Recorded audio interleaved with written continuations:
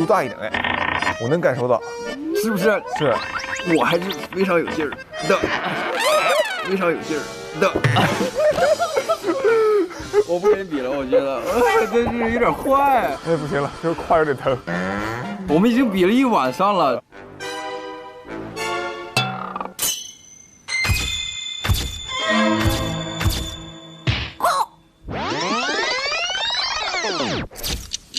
决出胜负，谁来也不好使，你不行。你看你抖的，你太瘦了，你硌得我疼，我的妈呀！我天生就是硬骨头。啊！最后一把，最后一把，来来来，我找个技巧，看看我如果怼在外边呢。哦，还能这么开始啊？我试一下，我试一下啊，行。3、2、1，走。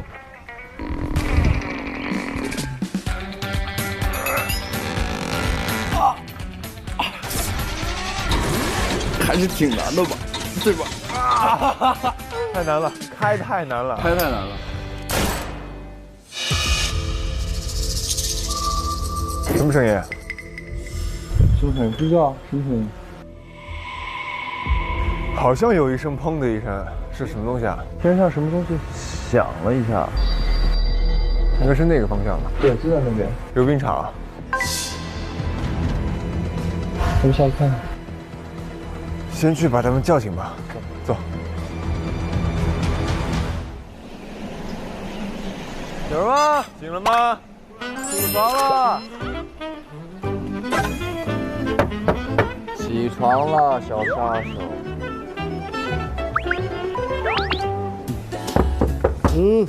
是。王哥，起床了。哎呀，起床了。哎呀，我的八姐。八姐，起床了？起床了，睡得好吗？还挺好。哎，上班了。上班。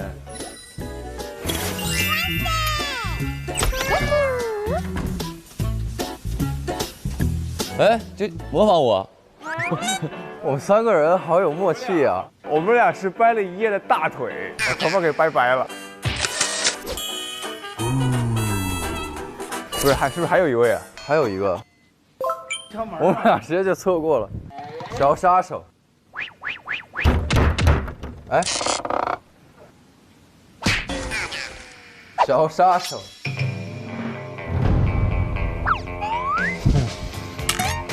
都可以破门而入了。现在，我现在就是来逮捕你的。怎么还有斧子啊？最狠的男人。喂，你先起来。谁来干啥？你刚刚有没有听到一声响声啊？听到了。他们3个人都没听到，就你听到了。对。你怎么听到的？快点起床，快！小杀手们，哎呦，今天咋造型这整个有点啊，小匪劲儿上来了，啊，洋气，洋气。怎么说？啊？把手放下，不要碰我。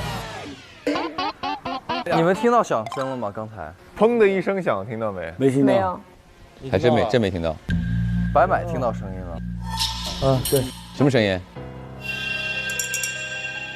听到你杀人的声音。你别乱玩行不行？行。哦，好。都没听到声音啊？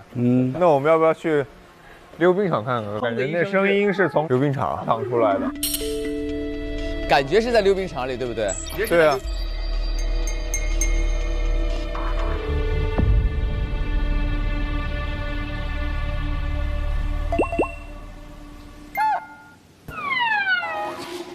哎，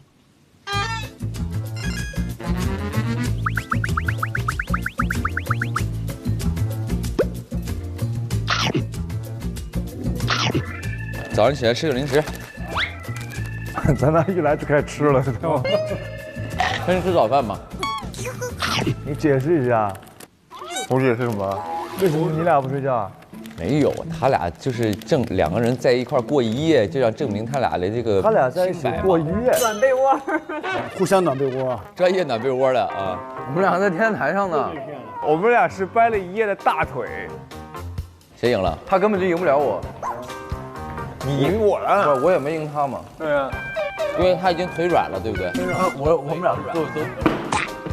哎，我真的有磕到，我真的有磕到啊！天哪！哪里可能发出声音？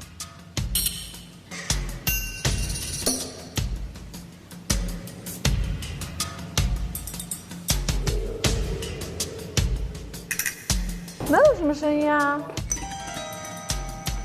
柜子里。小心有东西出来。啊！等一下，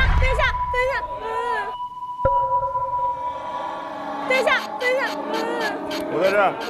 等一下，是谁啊？等我。是谁啊？我哥。宁。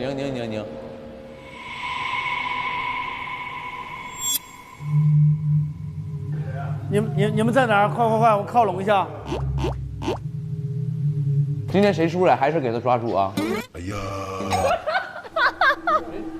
忙活街，烛火夜，无可奈何，永循环。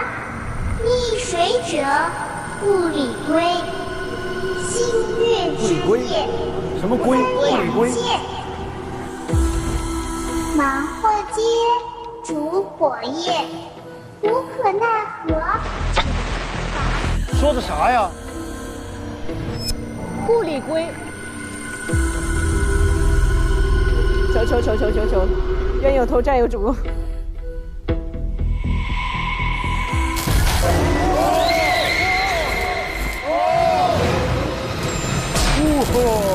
就他们那几个什么小光头。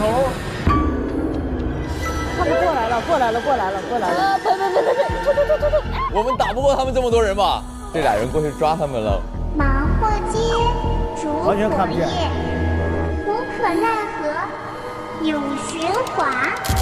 溺水者，故里归。溺水者什么归？故里归，溺水。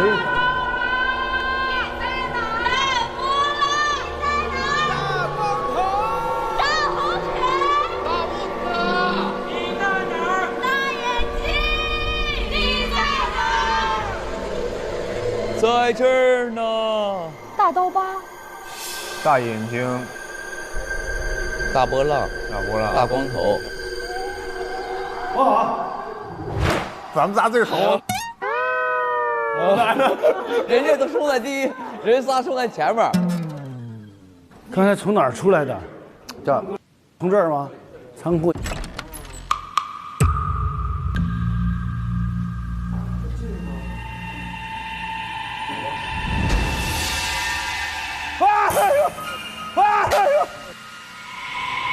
有个人儿，鸟人，鸟头面具人，鸟人走了。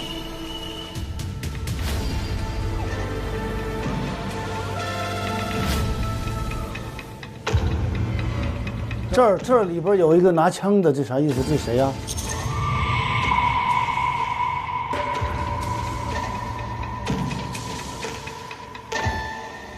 你把那头套给戴上。这儿有弹中弹了啊！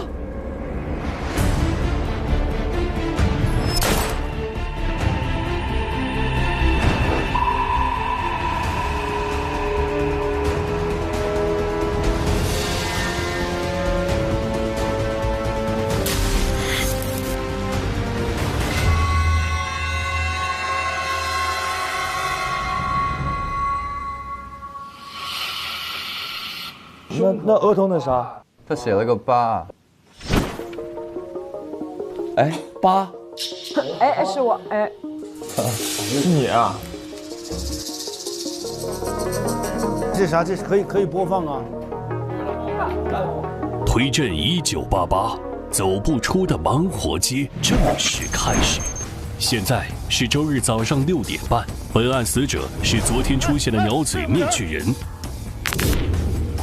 经过初步排查，鸟嘴面具人的死不能排除他杀的可能，而杀他的凶手就锁定在白买、八戒、王卷王、宁船长4人之中。赫克福和柯利度2人能够互相提供不在场证明，所以成为本案推探。现在，请2位推探留在案发现场，进行初步搜证。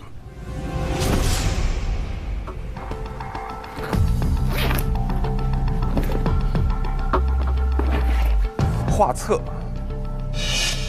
这还有一个盒子，这是个密码锁，这里有那首诗。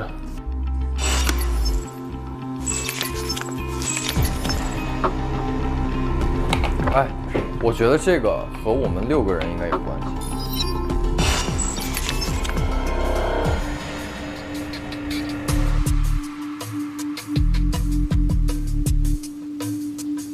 他兜里有一封信。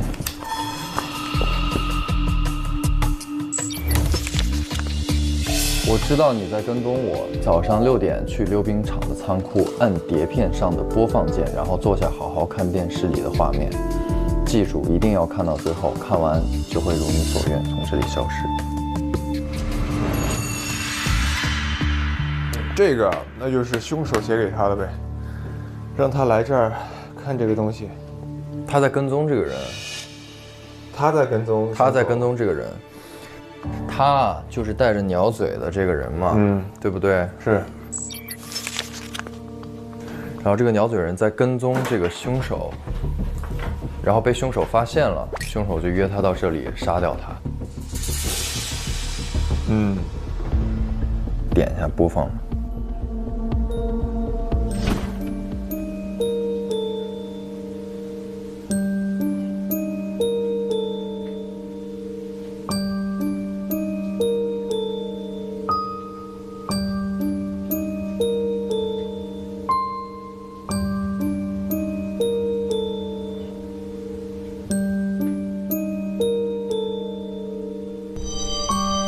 坐下好好看电视里的画面。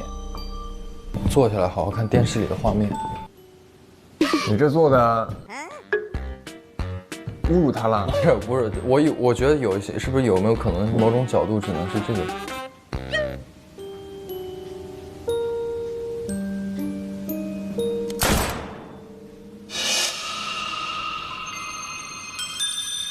这就是早上听到的那个声音，就那一枪，就是那一枪。你接着往后放，没了，再放哪？再放哪？后面就一直是这个，就是那一枪。啪！那这个画面为什么这么久都没有停啊？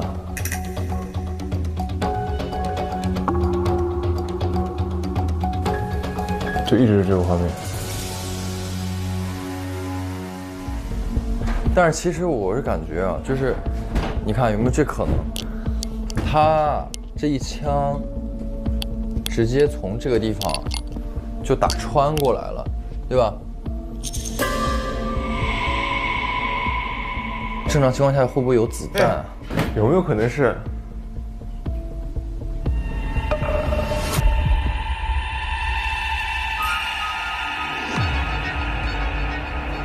也有可能。而且这个血迹从后出来的，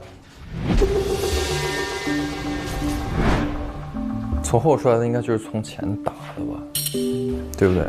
啪，这个地方炸开之后，我想到一个电影，就是在电视屏幕里面对着人砰一枪，现实中的人就死了。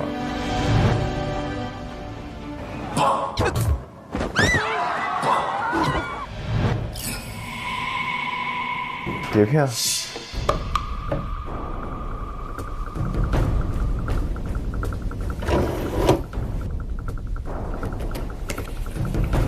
被诅咒的碟片，小心你被碟片里的人砰的一声杀死哦。那就是我刚说的那个概念。电视里的人砰一枪，其实现实中的人就中了一枪。这房间压根没人。对，不可能吧？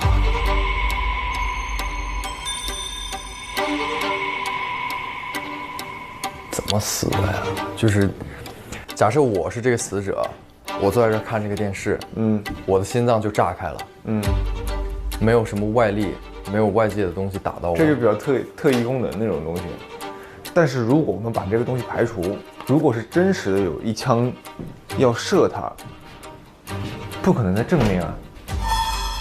正面他不会，他会还是安然无恙坐在这儿吗？一定是在毫无防备的情况下。对啊。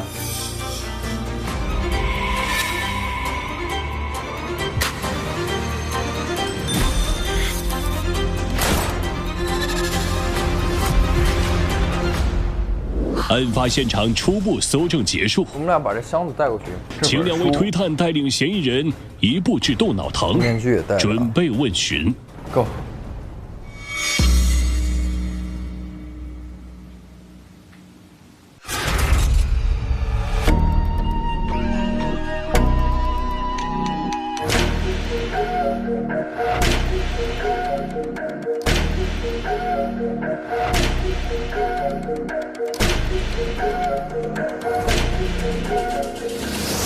推探搜查案发现场的同时，窦脑堂的成员也搜集了与本案相关的部分证据。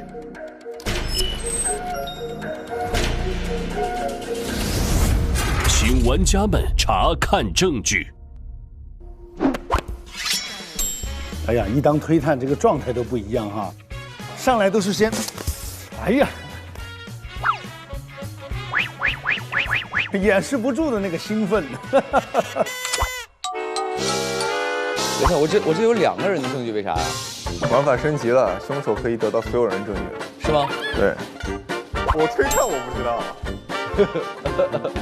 你笑这么，你预知你是 X 了？我怎么预知我是 X 啊？还没出 X 呢。小 X 啊？哎，小杀手吧？你俩是 X 呀？你是打入推探内部的吧？你现在都知道自己是 X 了？别现在嘚瑟嘚瑟，听见没？一会儿知道自己是 X， 自己懵了。所以你的发言小心点，我跟你讲。小 X 在你俩之中，你别提 X 的事儿，你一提 X 就不得劲儿。你有什么不得劲儿了？他如坐针毡，你知道吗？这个位置。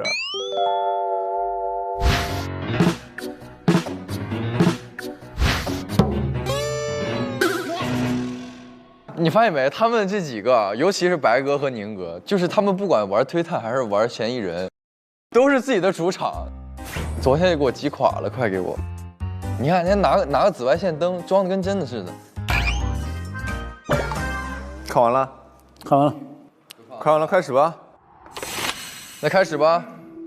首先，大家讲一下自己跟这个死者的关系。从我开始，我跟死者呢不认识。我跟死者也没有关系，也不认识，不认识。白买呢？有很深的渊源，现在还不能说。别给自己找画面行不行？求你了。啊，行，好，没什么关系。好。八姐。我跟死者不认识，没关系。不认识没关系。我跟死者也不认识，也不认识。好，都不认识。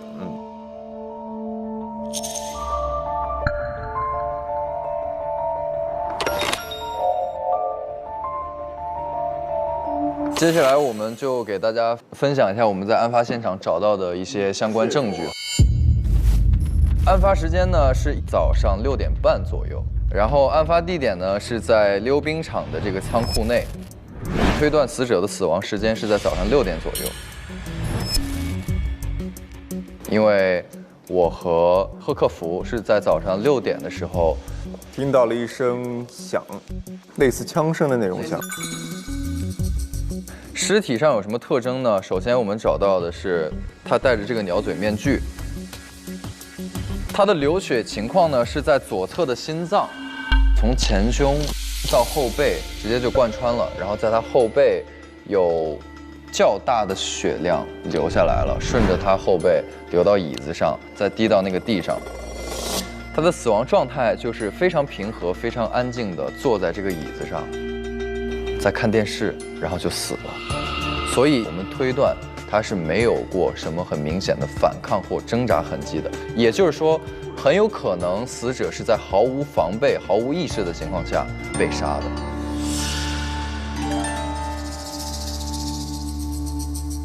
然后这个电视他在看什么，以及他为什么在看电视，就很有意思了。在死者的兜里面找到了一封信，他兜里有一封信。这封信上面写着：“我知道你在跟踪我，早上6点去溜冰场的仓库，摁碟片上的播放键，然后坐下来好好看电视里的画面。记住，一定要认真看到最后，看完我就会如你所愿从这里消失。”从这封信上，我们能得知几个信息。首先，凶手是在被死者跟踪的，且死者希望凶手消失。那杀他的这个东西是什么呢？他在看的这个碟片叫做被诅咒的碟片，这个上面写着：“小心你被碟片里的人砰的一声杀死哦。”这个碟片我和贺侦探也在现场看了，它播放的呢就是一些非常局部的画面，就是特写镜头。然后突然呢就有一个人拿着一把左轮手枪出现，缓缓地举起这个枪，啪一声。这个啪的一声和我跟贺侦探早上6点左右听到的声音类似，但是我们在现场并没有发现凶器，还有弹药或者火药的痕迹。也就代表着杀他的不一定是一把枪，可以有别的物体贯穿他的心脏，也有可能是他提前在现场布置好的什么机关装置之类的东西。你发现机关了吗？没有，没有，只是推测。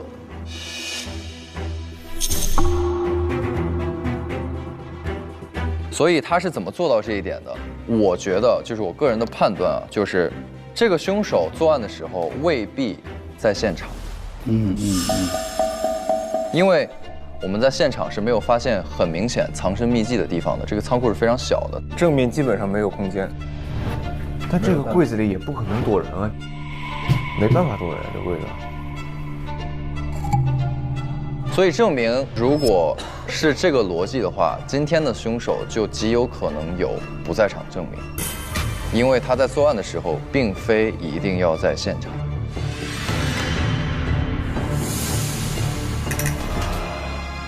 关于尸体还有案发的细节，大概就是这样。接下来我们有很多现场发现的一些证据，让贺侦探给我们分享一下。是。第一个，我们在现场发现的是一个画册。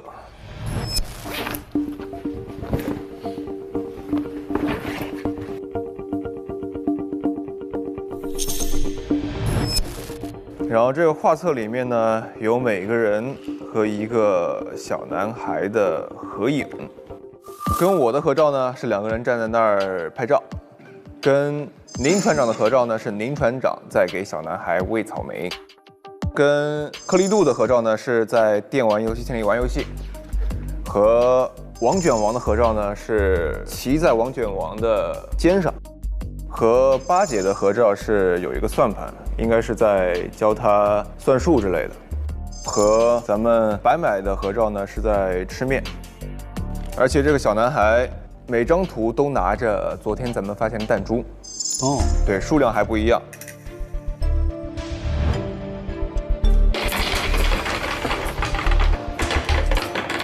不是弹东西下来。哎，对，门口刚那个人给地上扔了几个东西。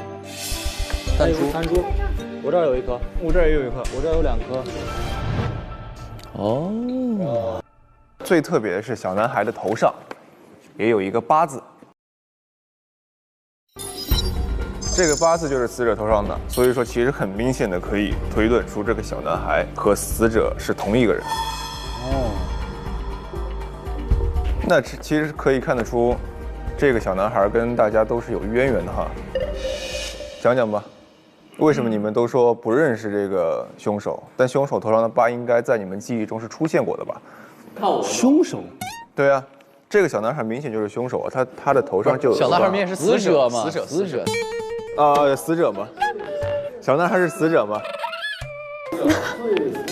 完了！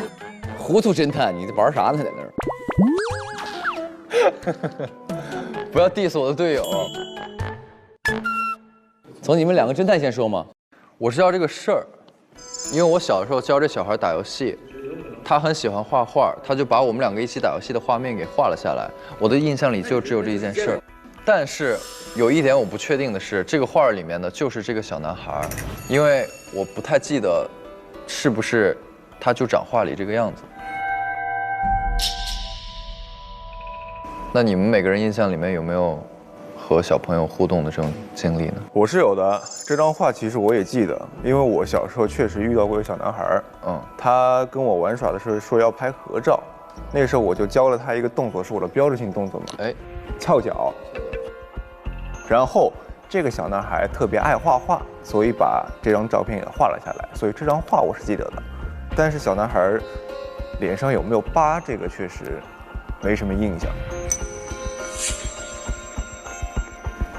白白，我怀疑他就是我印象中的那个小兄弟，他就是我们家收留进来的一个小孩儿，然后我没事儿总带他去吃面，对，然后他就把这幅画画下来了。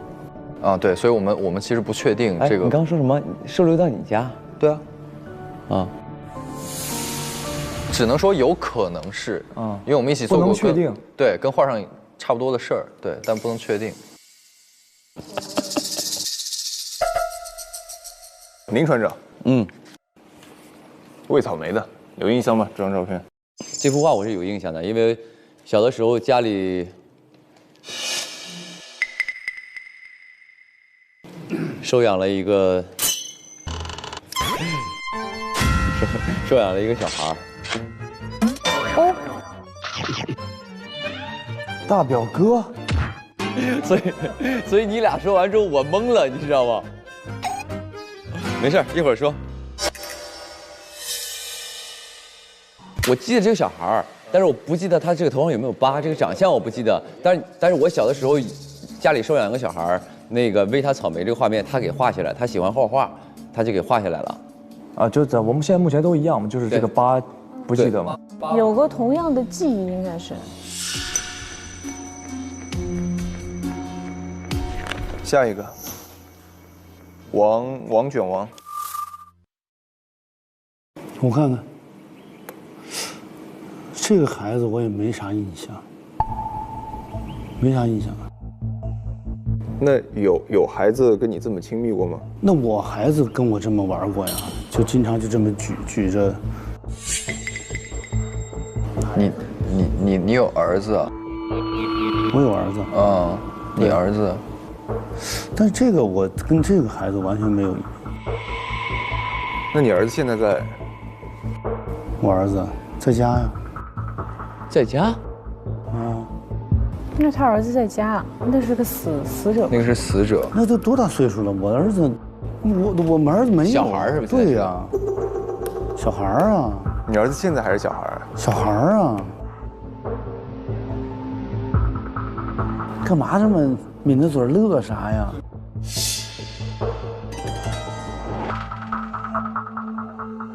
行，那下一个，八姐。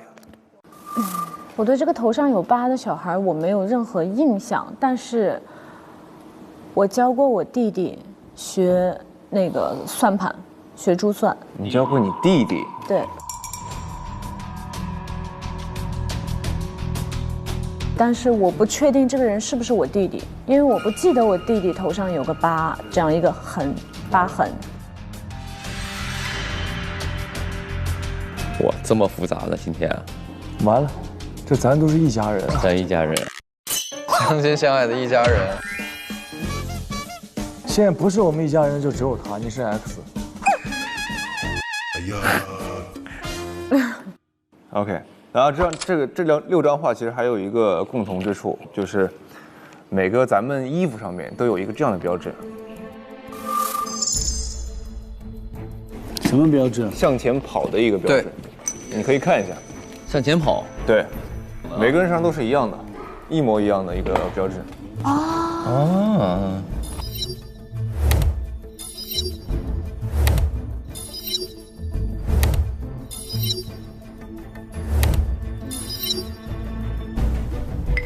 所以这啥意思？啥意思？你不清楚吗？就是啊，你不清楚吗？我清楚的很呐，我。小杀手。后面找到的证据就是一个密码箱，这还有一个盒子，这是个密码锁，5个嘛，拼音啊。这里有那首诗，然后还找到一张牛皮纸，牛皮纸上就是我们常听到那首歌。忙活街，烛火夜，无可奈何永循环。逆水者，故里归。星月之夜分两界。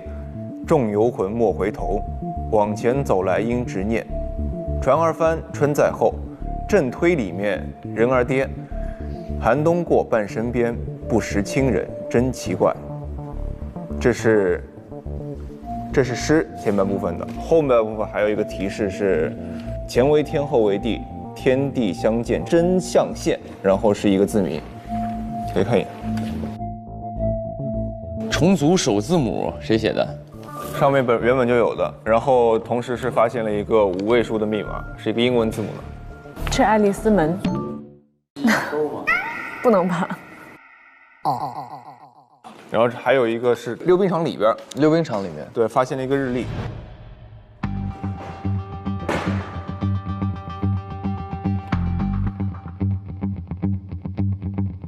日历，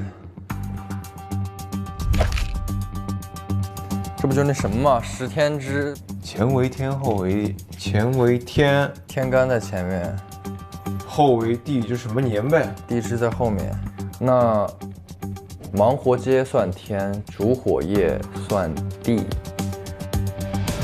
它底下这个吗？这不这个吗？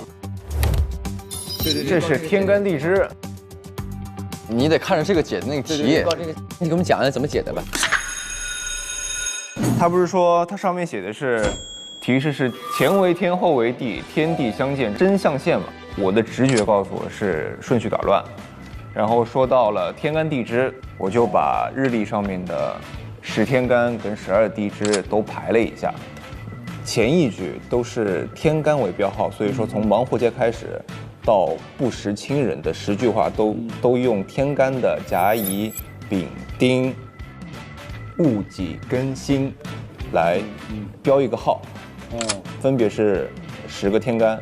后面的半句都是分别是前10个地支，从上到下的排序，然后它后面有一个甲酉见乙卯，然后就从各个标号开始重新排序，重新调之后就组成了一首新的诗。忙活街真奇怪，无可奈何分两界，船儿翻人儿跌，星月之夜烛火夜，逆水者故里归。正推里面永循环，众游魂应执念，不识亲人半身边。寒冬过，春在后，往前走来莫回头。这是重新组合的一个诗，它的意思也变了很多。我把它重新组合了一下，就是4句一行诗，正好是一个5句的诗。然后这个密码箱呢是5位数的密码，英文字母的组成，就对应了首字母的开头。忙船逆重寒。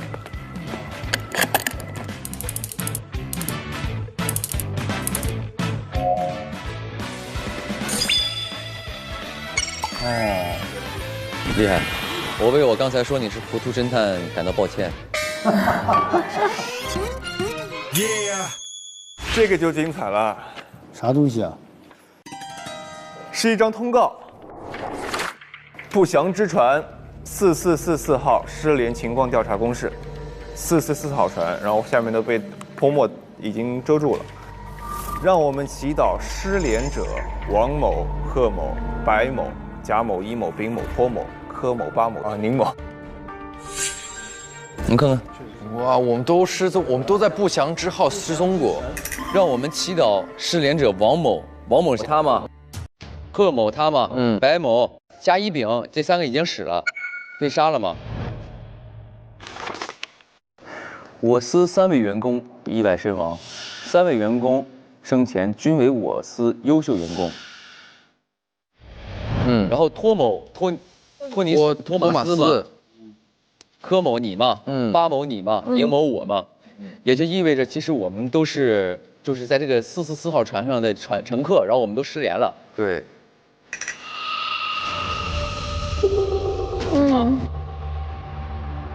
那他这泼墨盖掉的是什么信息呢？应该也是非常，就得靠猜了。时间线啊什么的吧，是不是？它应该是船翻的经过，以及当时整个事故的一个陈述。你看，他这块是人名，顿号顿号顿号嘛，有很多人还有很多人，对，所以就是还有很多人嘛。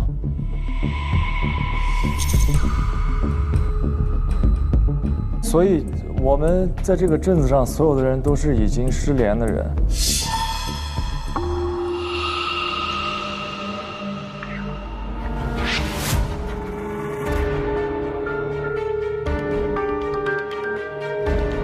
那如果这上面说的这些失联的人是1、2、3、4、5、6，我们6个人的话，我们为什么会在这儿？或者是如果打个比方，这1周是一个轮回，那是不是我们通过这个轮回又回到了这个镇里？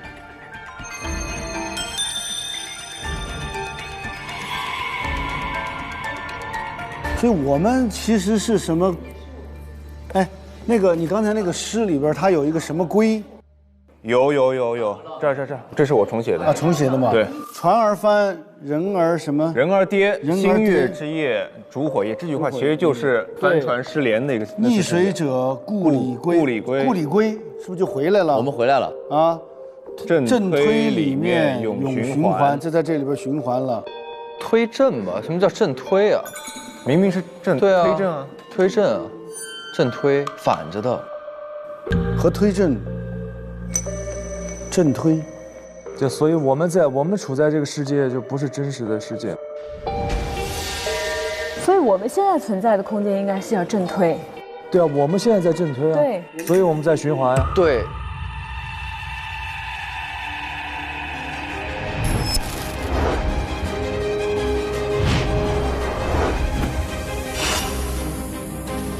然后你看，众游魂因执念，不识亲人伴身边。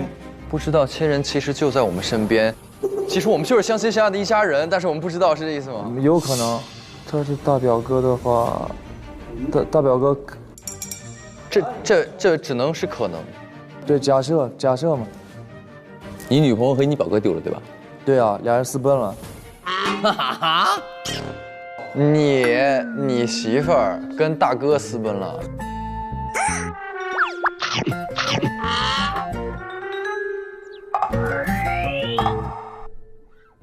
你别带着大家乱搞了，等会儿都糊涂了。你小杀手，你，我以后今天我不叫小杀手了，你就是个弟弟，你就是个弟弟。还有证据分享，继续。哦，还有一个就是没有解开来的证据，那个6位密码箱，应该是代表我们6个人各解一个吧，然后每个是3位数字的。我们假设这死者就是咱小时候接触过的这小孩，那么他这么爱我们6个人，这6个密码他设的肯定跟我们6个人有关系。3位数的密码和人有关系的能是什么东西？生日啊，日子、节日之类的吧。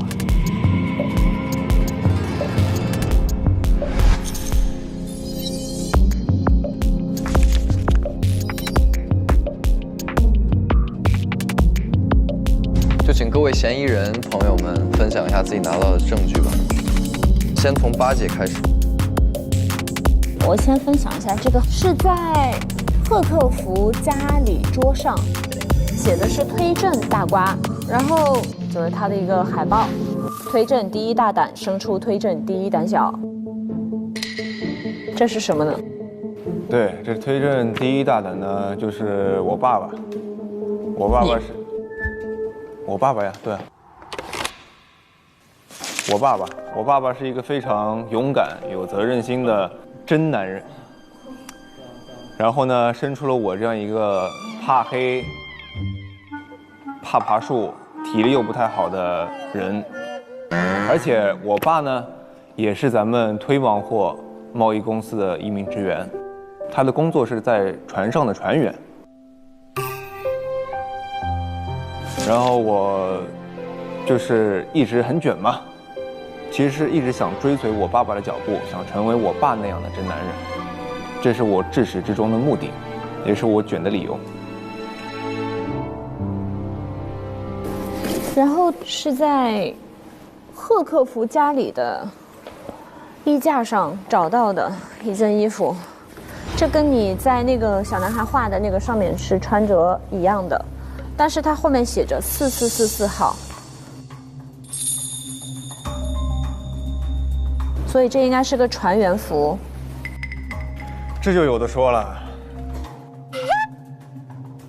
我爸在上周日是出海了，然后呢，我去岸边想去找我爸，但发现那个航灯灭了，就是那个指路灯塔河上面的那个，我去把那个灯给修好了，但是一不小心就掉到了河里。等会儿，你说什么？你爸上周日去出河了？对，他一直没回来，所以我去找他，我去等他。然后你去等他，然后你没等到他，你就发现灯灭了。对，你去修灯塔，然后你从灯塔上掉下来了。对。那你怎么没死啊？就是你是怎么活下来的呢？还没讲完呢。哦 ，sorry， 对，我从掉下来之后，好巧不巧就王卷王救了我，而且他开的是444号船。哦。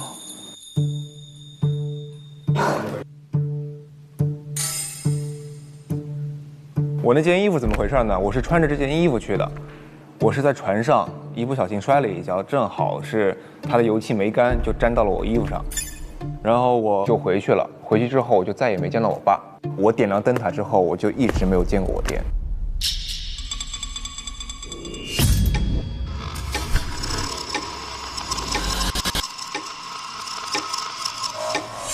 那个3号，3号是一个箱子，是从您家衣柜最下面找到的。然后这箱子没打开啊？啊，你可以试试开一下。这，哎呦，哎呦，吓我一跳。哦，它里面就是有一些小玩具，铁砂掌专用。还有一个眼罩，还有一个绳子，天井蹦极专用，然后还有一个眼罩，眼罩写着摸黑专用。林船长，哎，这在你们家找到的，这啥意思啊？这个？哎，这事儿说来话长了。为什么说我是推毛货最浪的叔嘛？因为我比在座的各位年纪都大，在下今年46岁。那你比我小啊，我51。是的哥，你这还要来冒充老大？你没有，叔嘛。然后呢，35年前的时候，我的表弟家里因为变故也来到我家了，以下就称之为我二弟。30年前呢，也就是我三弟啊出生了，3弟出生了。然后我作为大哥呢，我父母都不在了，所以呢，我这个做大哥的就独自抚养2弟和3弟。大表哥，大哥，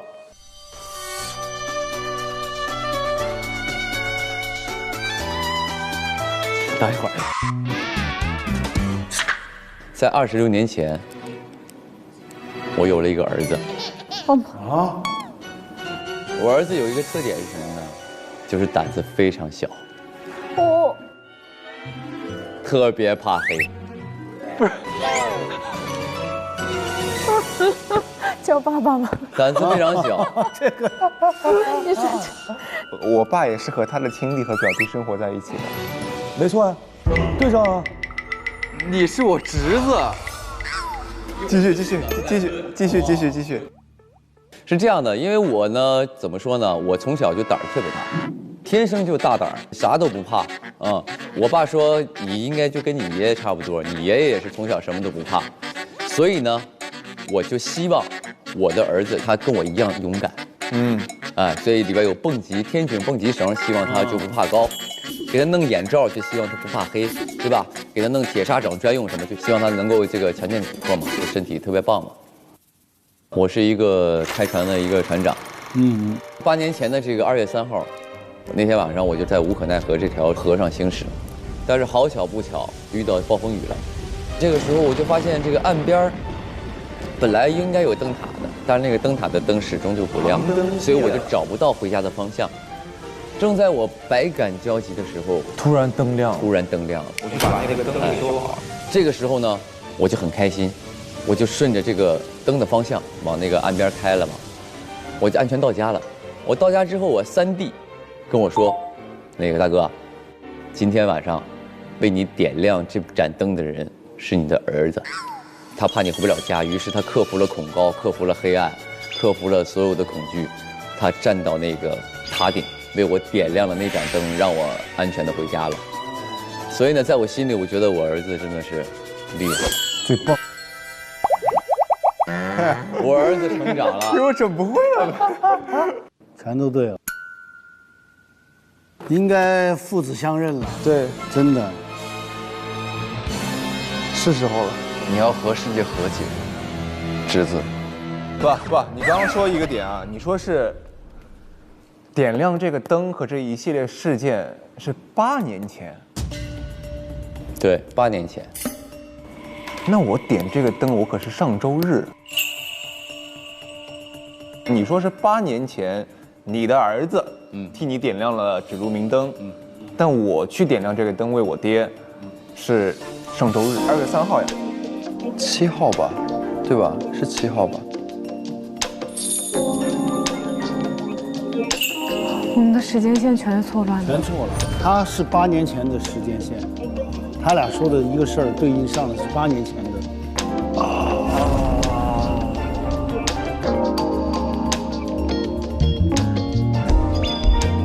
日历，8年前是1980年，1980年2月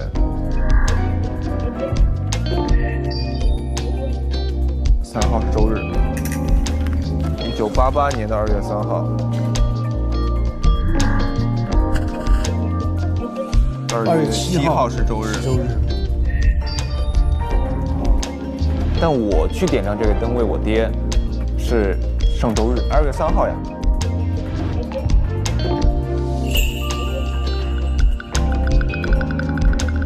所以按理来说，就应该你如果记得是2月3号的话，那就是8年前的事儿。只有80年的周日才是2月3号。你为什么会记得上一周是2月3号呢？上周明明是2月7号呀。啊，你是80年的人，你多大了？我18岁。现在啊，我18岁啊。现在18岁，那就那会儿你10岁嘛。80年的时候你10岁，不，他80年的时候18岁，他现在18岁。不，我知道我现在时间是跟你们一样的，1988年。但是我说的上周是1980年嘛，对吧？所以我记得上周是1980年，说明我中间的8年，在这一周之内就消失了。你不存在你的8年，就记忆的8年。对啊，没有这8年，为什么呢？我觉得是时候了。喊一声吗？这还有什么可以说的吗？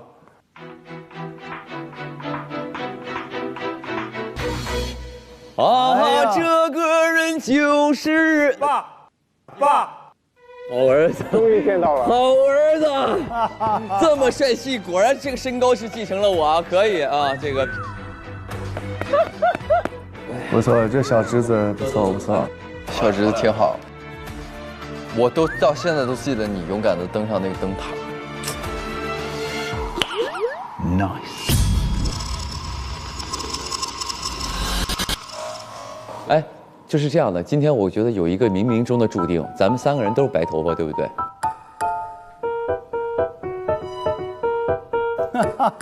好像这个老宁家的人就应该是白头发。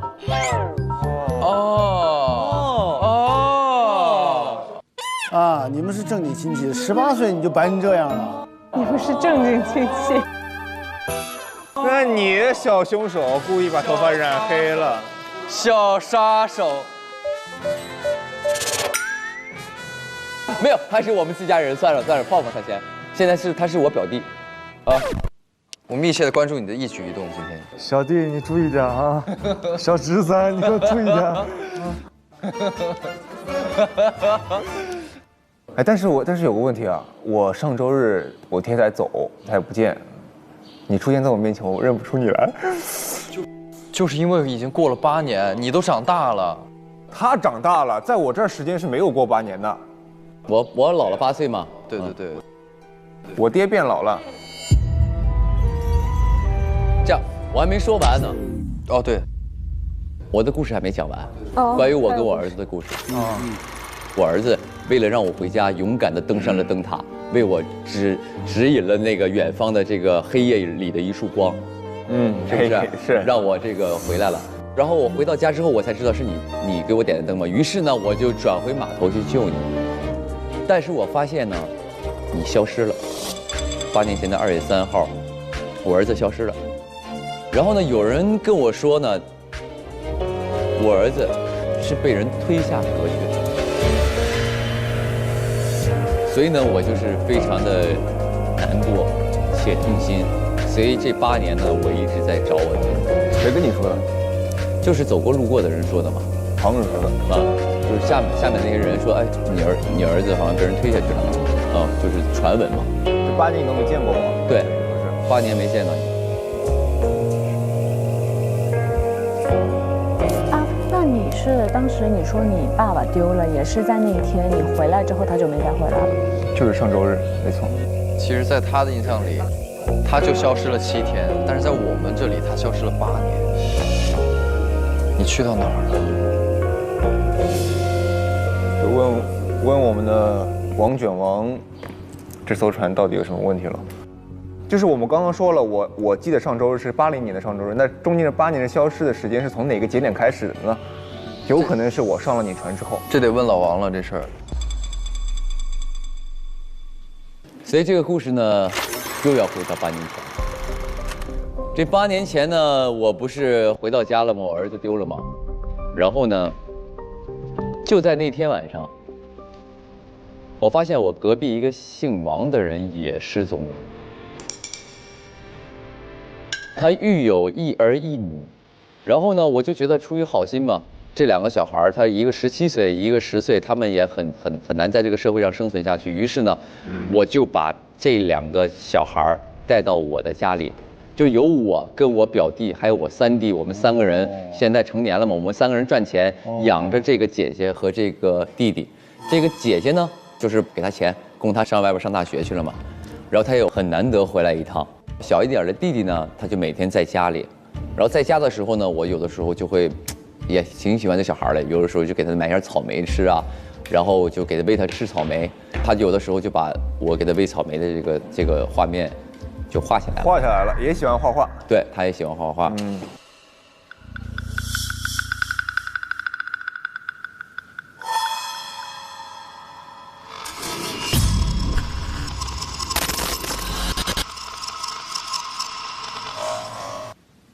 好，第4个证据也是在您家书桌上贴着的一个推证日报，上面写着明船长火烧总经理家地下室，总经理背锅放弃追责，火灾案是否另有隐情？然后上面用一个红色的笔勾画了总经理背锅这个5个字，包括他还写了一句话是天涯海角至死方休。天涯海角至死方休。你跟背锅有仇啊？有过节啊？为什么说跟这个背锅有仇呢？今年2月1号的时候呢，因为我是船长嘛，我就去到码头了。然后我就在这个码头的船工这个口中啊，就听他们传言说，这个背锅这个人呢，其实非常恨我，因为我8年以前开船出去的时候呢，他弟弟因为在我船上不小心受伤了，差点死了。所以呢，他8年前就很恨我嘛。所以，但是我8年后我才知道他恨我。然后呢，船工他们在聊天的时候，他说8年前那件事儿可能是他干的，是吧？对，而且我回想了一下，当年呢，他是什么呢？他当年那天呢，应该在岸边修船，但是却有人发现他在灯塔底下鬼鬼祟祟。背锅。背锅，对，所以我就怀疑是他为了替他弟弟报仇，所以把我儿子从灯塔上推了下去。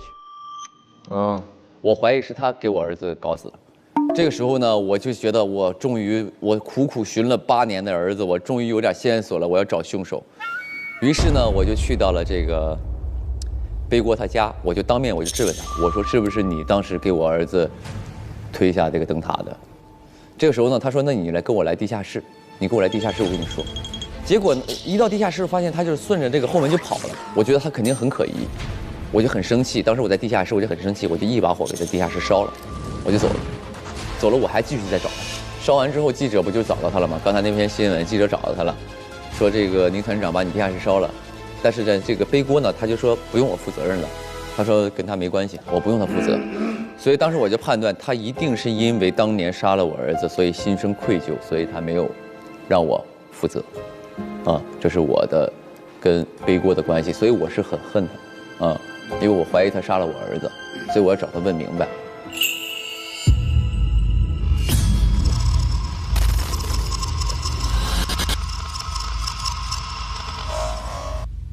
然后还有第5个证据，也是在您家人抽屉里搜到的，是一个登船凭证，推忙活外贸公司的登船凭证，显示是2月7号，但没有写年份。这边有船号，但是被划掉了。然后它背后有这个都是我的错，这应该是一个手写的，这个是什么呢？2月7号的时候呢，我就怎么说呢？因为我一直在找这个背锅嘛。上周日，也就是2月7号。有人跟我说他会上船出河，要行驶在这条无可奈何上，他要上船。然后呢，当时有2条船，于是呢，我就跟我3弟商量，我说这样，咱俩一人上一条船，如果背锅在这条船上，我就抓住他；他要在那条船上，你就负责抓住他。结果呢，我跟我3弟分别上船之后，就这个天就开始起雷暴了，暴风雨就又开始旋转了。当时呢，我就眼睁睁看着这个我弟的这艘船就消失在了这个迷雾当中，所以我就非常的痛苦。所以上面写的都是我的错，原因就是因为如果我不用这个执念去找我的儿子，找我要寻求真相，我3弟他就不会死。你3弟？对啊，那我怎么活的？这不是一个时空了，已经，已经不是一个时空了，就有2个时空了，其实。对，1980年和1988年吧。就我们分别都在不同的这2个时空里。大哥，我有一个题外话，你这个船上就只有你自己吗？我这艘船上？对，没别人了吗？有啊。有没有让你印象比较深刻的人？没有啊。有你认识的人吗？就你这条船上？你说你们这些人没有认识的，就是我没有。你这个船的船号多少？你记不住了？我记不住了。就是你这个船上，就是你没有自己认识的人了？没有。大哥呀，大哥，万万没想到你死不承认啊！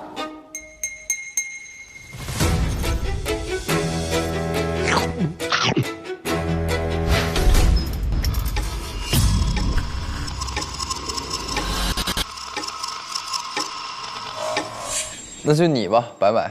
到我了。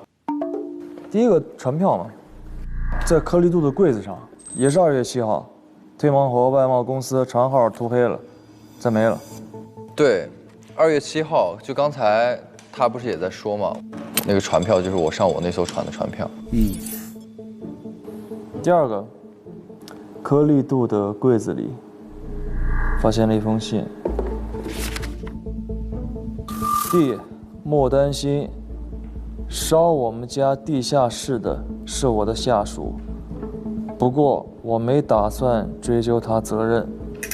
我当时让他先在地下室待着，也是看他情绪激动，想让他先冷静一下。公司老员工都知道他8年前意外痛失儿子，这些年一直走不出执念，是个可怜人。你哥背锅。这个是我在那艘船上的时候，背锅在我上的那艘船上。然后我见到了背锅，我见到他之后我就问他，我说：“哎，怎么回事啊？当年是不是你害死我侄子，我大哥的儿子？”他说：“为什么我要杀你大哥这儿子呢？我没有理由杀他呀。其次，我绝对做不出来这样的事情。”然后他就给我看这封信，这封信是背锅写给背锅的弟弟的一封信，其实就代表背锅的视角。这背锅的视角，这封信上写的就是看他来了，情绪太冲动，想让他自己冷静一会儿再来说这事儿，然后他那边着急就一把火烧了。他在船上跟我说的是，这封信就能够证明他的立场是不会去杀害他儿子的，因为他非常同情怜悯我大哥，他知道8年前他意外失去了这个儿子。所以他就算一把火烧了地下室，他也没有责怪他，然后他让他弟弟不要担心这件事情。所以其实他和背锅中间是存在一些误会的，啊。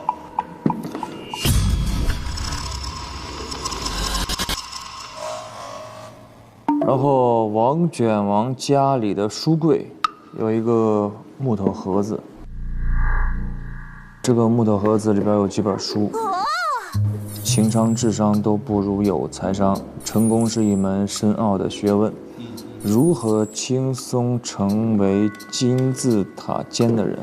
如何像我一样成功？你和天才只差这一本书，还有几个计算器，还有一个那个烟草笔。这些书是我买给我女儿的，买给我女儿的。我女儿非常非常可爱。昨天其实一直没跟你们说的，就是消失的这个亲人就是我女儿。上周日我加班，结果我的一个家人离我而去，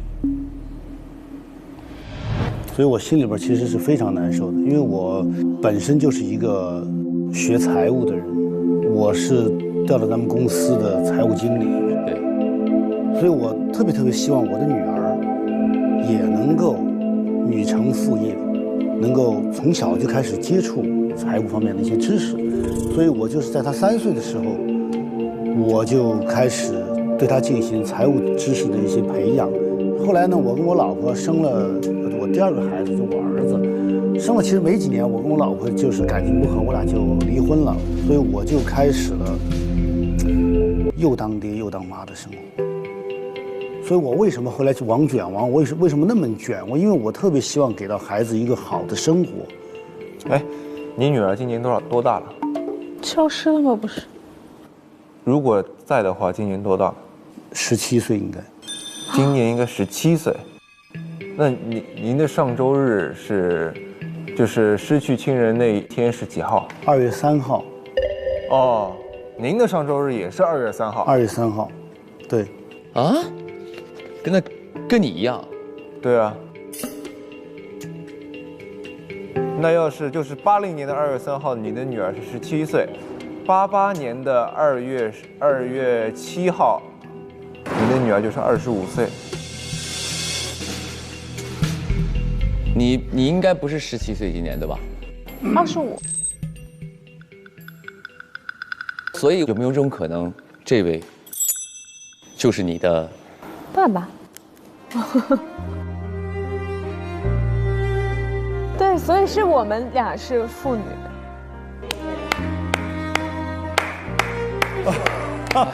这个时候，所以我特别希望我的女儿也能够女承父业，能够从小就开始接触财务方面的一些知识。所以从小就立志要成为一个就是会计，并且要做大做强啊。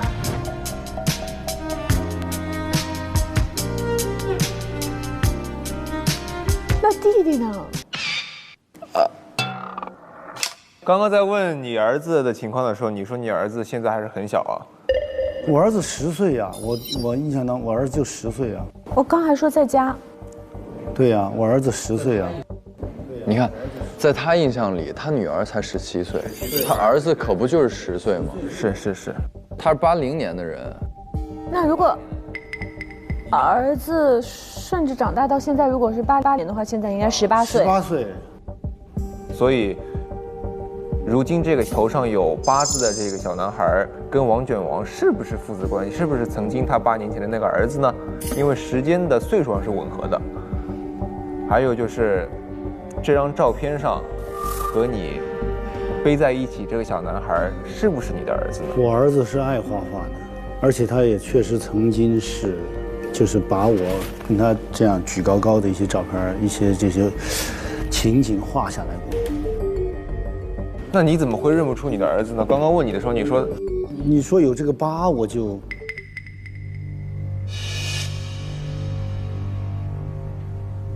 还有一个就是王卷王家进门衣服的挂钩，这个上面有一个标签是4444。钥匙啊？船钥匙吧？船钥匙。所以你是444的船长？我不是船长。这个事儿是这样的，就在上周日，2月3号，那天呢，我儿子呢去推市里边参加一个比赛。然后呢，女儿就跟我说：“爸爸，你能不能够带我去游乐园玩？”但是那天恰恰是公司里边有一个很重要的一个财务的案子需要我去处理，全部都安排好了，必须得去，非常非常重要。所以我就跟女儿说：“我说爸爸下次一定带你去。”而且我当时还承诺她，我说：“这样，女儿，我说爸爸今天忙完工作，去给你买一条裙子，作为补偿。忙忙活活一天。”大概在晚上9点的时候，我才往家走。我刚往前走，我突然想起来，完了，我答应女儿的裙子我忘买了。然后女儿爆发了，女儿就说：“你从来都不在乎我的感受，你只考虑你的工作，你真的觉得我跟弟弟就那么不重要吗？”我当时就赶紧跟她解释，我说：“怎么可能呢？我说我这么拼命的工作，不就是为了让你们过得更好吗？”我就说：“你怎么这样呢？你作为一小孩，你应该理解你的父亲。”我说你好好的，你赶紧回屋，你去反省反省。我女儿当时从来没有过，当着我的面就大发雷霆，然后摔门就跑了。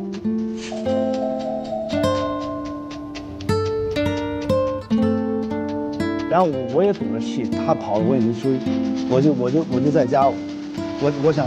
用工作在替代我自己烦躁的情绪，忽然一下外边就是雷电交加，狂风大作。哎呀，我一想不行，因为他其实曾经有一个习惯，就我这女儿，她只要是心情不好的时候，她就去坐那个船。那我一看雷电交加，我怕她到时候说上船了，或者是出点什么问题，我就赶紧就追到这个乌克奈河这个边上。我到那的时候是9点40。船刚刚走，我就赶紧回公司，就拿上了这把钥匙，就拿上了444号船的钥匙。我开着船，我就想去追我女儿，想去找她。可是我开了大概有半个小时，就到那个灯塔那儿，我就看见灯塔上有个人掉下来了，就掉下来了。我就这得去救啊！我就开着船，我就过去之后一看，就是隔壁小贺。然后我想带着小贺。再去就是找我女儿，可是那会儿整个河上那个波涛汹涌，实在根本没办法说开到对岸，我们就只好就回来。我女儿就是走失了之后，我不就想去找她吗？但是这1个星期天天都是雷暴，而且整个这河里边啊，它就禁航了嘛，所以我去不了。所以我每天我就等着她。不知道啥时候他可能在后边吓我一跳，说：“爸爸，我回来了。”我就一直在等这个。哎，那个宁船长，你说是你的邻居老王，对，失踪了之后，你就把他的儿子女儿给收留了。那他儿子女儿是在家的是吧？在家呀。只是老王失踪了。对啊。那他儿子女儿在你这时间轴里面，他现在在哪儿呢？后来就没一直在一起生活？没有，我不说了吗？在呀。他那个女儿，我们供他上学，供他去考会计去了啊，是吧？真是我女儿吗？哎呀，我心里边现在。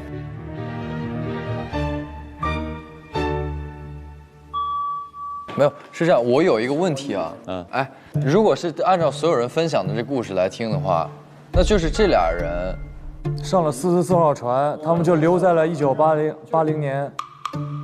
就是他不上44号船，你都没事儿，你顶多就是死了，你顶多就是死了，顶多就是死了，你确实死了就是没事，别的都很重要。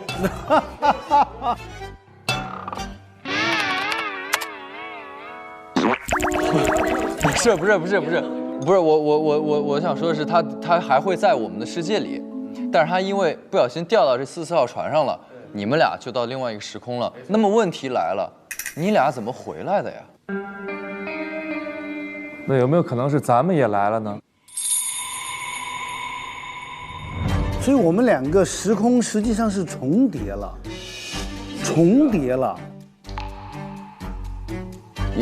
你看没看过有一种就是类似像那种有一个什么就是那种虚幻故事吧？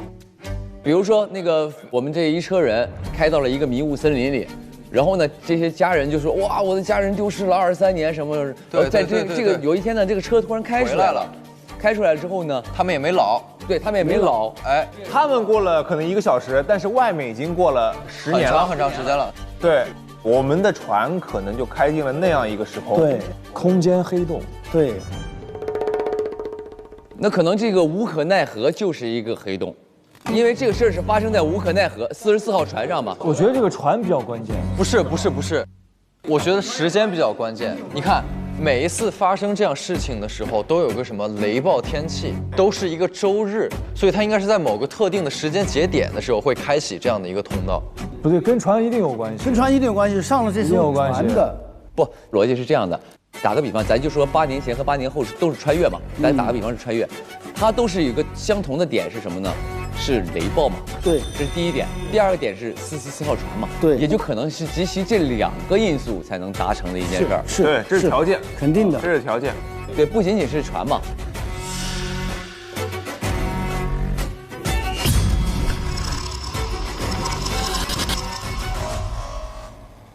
接下来一个要分享的是我们的大哥宁船长。大哥，第一个证据就是八姐家桌上有一张这个海报，高级定制，独一无二，新潮皮夹克，你值得拥有。有一件皮夹克被圈起来了，但是上面写的“天涯海角，至死方休”，好熟悉啊这句话。我的上面也有。您家书桌上贴着的一个推证日报，上面写着“天涯海角，至死方休”。这个呢，其实是我跟我父亲吵过架，在80年2月3号，我就到了那个无可奈何那边，因为呢，小的时候我妈妈经常会带着我来这边，她会听我说话，跟我聊天，陪伴在我身边。她也会带着我上船去到河对岸啊，就是这样来来回回，算是一种散心。但是爸爸相对来说陪伴在我身边的时间很少，所以我一旦心里有一点不舒服的事情，我都很喜欢到无可奈何河边去。那天我就来到了无可奈何河边，大概是9点半的时候，我就登上了一个船，我坐到了河的对岸，我在那边溜达溜达，然后我就回来了，我就回家了。我回家以后，我发现我的爸爸不在家，我刚跟他吵完架，我出去，他不在家，然后我想那就又忙去了呗，我就没管。然后后来第2天的时候，就说传来一个噩耗，说我爸爸当时因为想要去找我，然后他自己开着公司的船出河，然后就消失了，所以我爸爸就丢了。但是他是因为找我才丢的。然后我就开始回忆，就是当时是怎么个情况。但我印象当中，那条公司的船，我那天在上那个轮船的时候，我见过那条船，它就停靠在岸边，然后有一个男人，他穿着一个皮夹克，这个皮夹克我印象很深刻，他在那边忙东忙西，就那个男人在船上不知道在干嘛。然后我就回想起来，可能是那个男人在这个船上动了手脚，我爸爸才会消失不见。而这个呢，是我后来在一个广告上面看到的，就说是这件皮夹克别人都没有，只有这个人有，它是定制的吗？定制的皮夹克，独一无二的，所以我就把这张留下来。上面那行字，也是我想说的，就是我非得一定要找到这个人。皮夹克这个人。对。那下一个证据是啥呢？啊，在这儿，在你家桌上也是一张船票。船号也被抹去了，登船时间是2月7号，但后面呢写了4个字，了无牵挂，什么意思？我爸爸以前把我托付给我们邻居来照看，然后呢，他对我们特别好。对。就我爸爸丢失以后，我也是在他们家长大的，然后呢，哎呀，我对我女儿的故事现在好感兴趣。我也很感兴趣，这怎么回事？怎么还能有点离奇？很复杂，我也很感兴趣。就我当时大学毕业，然后我大学毕业呢，就我跟他的表弟，哦，女朋友原来是。哦。这心爱的姑娘是。我这么努力，就是为了给她买3大件，然后把她明媒正娶。我的那个女孩突然不见了，我怎么找都找不到。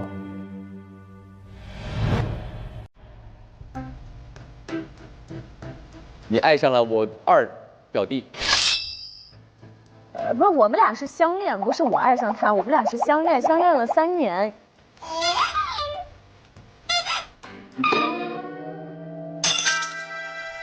然后他跟我求婚了好多次，但是我觉得，我不是拒绝，我跟他说先等等，我想要先等我找到我爸爸这个凶手，不然我心里就会一直有个疙瘩。都是借口，你一定觉得这人不行。哎，不是这样子的，你听我说，我就觉得说，哎，我得先找到我爸这个凶手。然后呢，就在2月7号的时候，我在我们公司背锅总经理的办公室，他人不在。当时我进到他办公室的时候，他那个钱包落在了地上，然后是翻开的，里边就有一张他穿着那个皮衣的照片。哦。然后我又得知他今天要登船。那我想说，那他现在人也不在，那他是不是会去登船？然后我就立马买了船票。当然，与此同时，我也告诉了我的男朋友，我说我要去找背锅。然后他也知道我的故事，他说那我陪你一起去。然后我们2个就到了无可奈何河边，看到有2艘船。然后我因为人很多，人非常非常多，大家都在登船。然后我们俩又不能全部都堵在一条船上，所以我们就说你去那条，我去这条。嗯。但是他那条船从2月7号就消失了。消失了。对。跟他俩当时一样，跟我3弟的情况是一样的。我上了1艘，他上了1艘，而且我可以证明他说的这个是真的，因为2月7号我们约定上船那一天，我确实在我上的那艘船上看到了白马二哥。我还不知道为什么他也会在，因为这事儿是咱俩约的嘛。上周是吧？2月7号。 2月7号也出现了8年前咱们的那个情况。哇，好乱！不是，你上周才发生的事儿，那这位坐在你身边的是？不知道他是谁哦。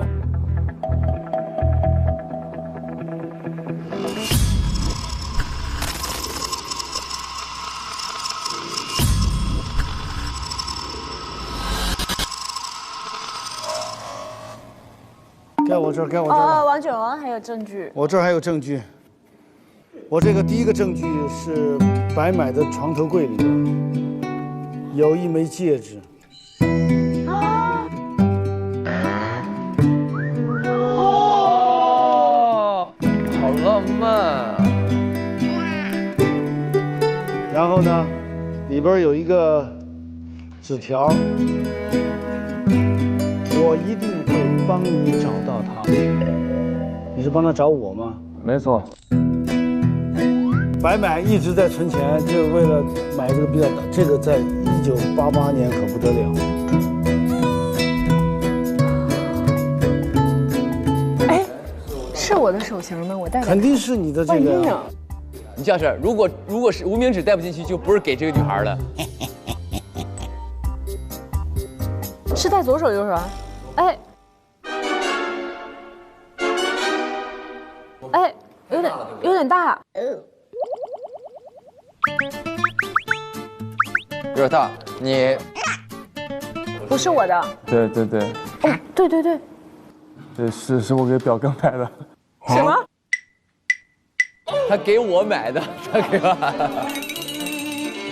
啊！哎呀，太乱了，你这。你别乱说了，白买，你好好的。就是我从小在表哥家长大，然后表哥待你如什么？表哥带我如父亲。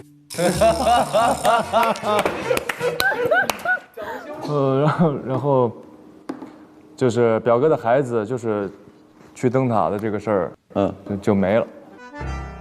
然后呢，第二天发现呢，隔壁邻居大王哥也没了，消失了，然后就收养了他们家的女孩跟小孩，对，然后那个就是我就看上了他们家小女孩，没有，因为相处的时间很久，大学毕业之后谈了3年恋爱，我就求婚，他说不行，我要找我爸爸，先不想考虑其他事情。然后呢，我说行，那我帮你找到你父亲，这就是这个。我一定要找到他。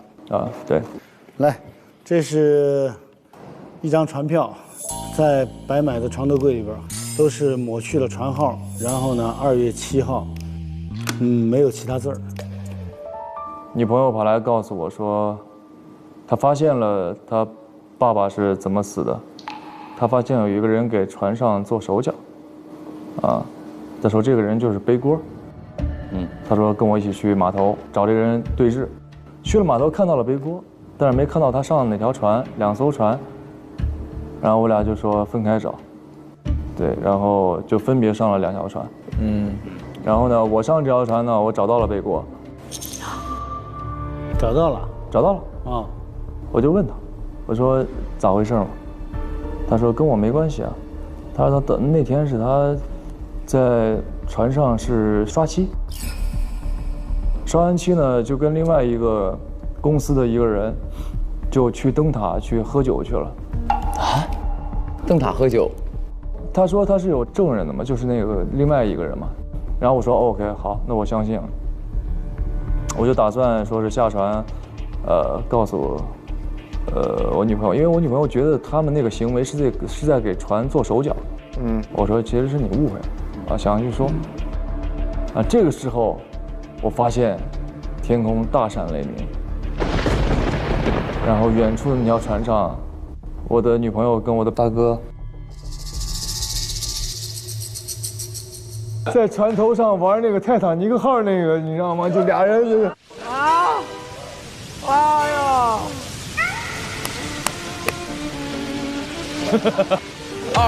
！2月14号那一天，情人节私奔了，对不对？没有，不是2月14号，今天2月14号。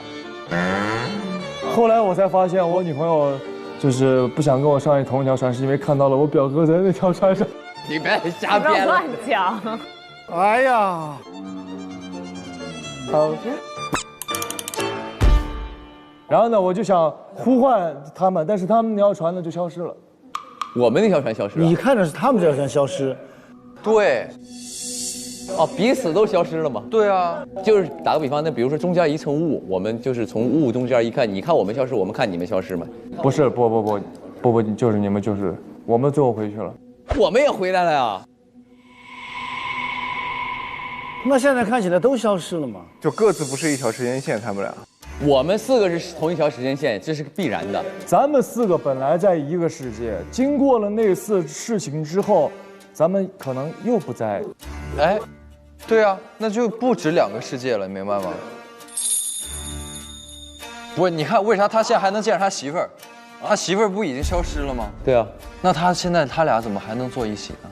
那你说咱表哥也消失了呀？表哥也消失了，一样的呀，我俩在一艘船上，你俩在一艘船上啊。所以表哥，我想问你，你们当时去哪了？你看，你去哪儿我们就去哪儿了呀？你告诉我你去哪儿了？所以重点是咱们谁的时间线是在原本的这个时间线，谁的时间线不在原本的时间线上吗？我们4个都在原本的时间线。不是，我告诉觉得你是的。我们4个是一样的，只是我们消失了之后发生了什么不知道，但是我们都回到了88年，这是关键。不对呀，那88年我们已经不认识了呀，我不知道他是我男朋友，他也不知道我是他男朋友。那当然，我给你收养了，我也不知道你是我收养的呀，就是这是一个疑点嘛。现在这是一个疑点。但是咱俩一开始是知道咱俩是知道表哥表弟的。对啊。为什么我们今天坐在这里说了半天这个关系？为什么你俩我们都现在才相认？我们都不是来自一个时间线的。我想问一下啊，您就是宁船长他的儿子是在1980年丢的，对吧？对。但在1988年没有任何事情，对不对？我88年也丢了，我88年我看我三弟那个消失了嘛，他消失了。对，当时我们出河2艘船出，那会儿你也消失了。对呀，就是那个意思嘛。那贺的爸爸在88年是没事的，对吧？你88年2月7号没有任何人丢了。我爸丢了。他的记忆是80年的记忆。OK， 他们不觉得现在是88年。那你的女儿是80年2月3号丢的，但是我记忆是上周日。白是80年没任何事儿。8年前我哥他娃没了吗？嗯。还有隔壁老王也没了吗？嗯，对啊。那88年你是在同一个时间，我们一起上船的时间。88年你俩没了吗？嗯，没错。88年我俩没了，88年是上周。对，找那个我们上船的时候要找那个背锅的时候，你俩没了吗？在我的记忆中是这样的。那你呢？你80年你是谁丢了？你是他丢了。我80年的时候消失的是他，大哥的儿子。对，还有隔壁老王。88年谁丢了？88年大哥没了。88年大哥就没了。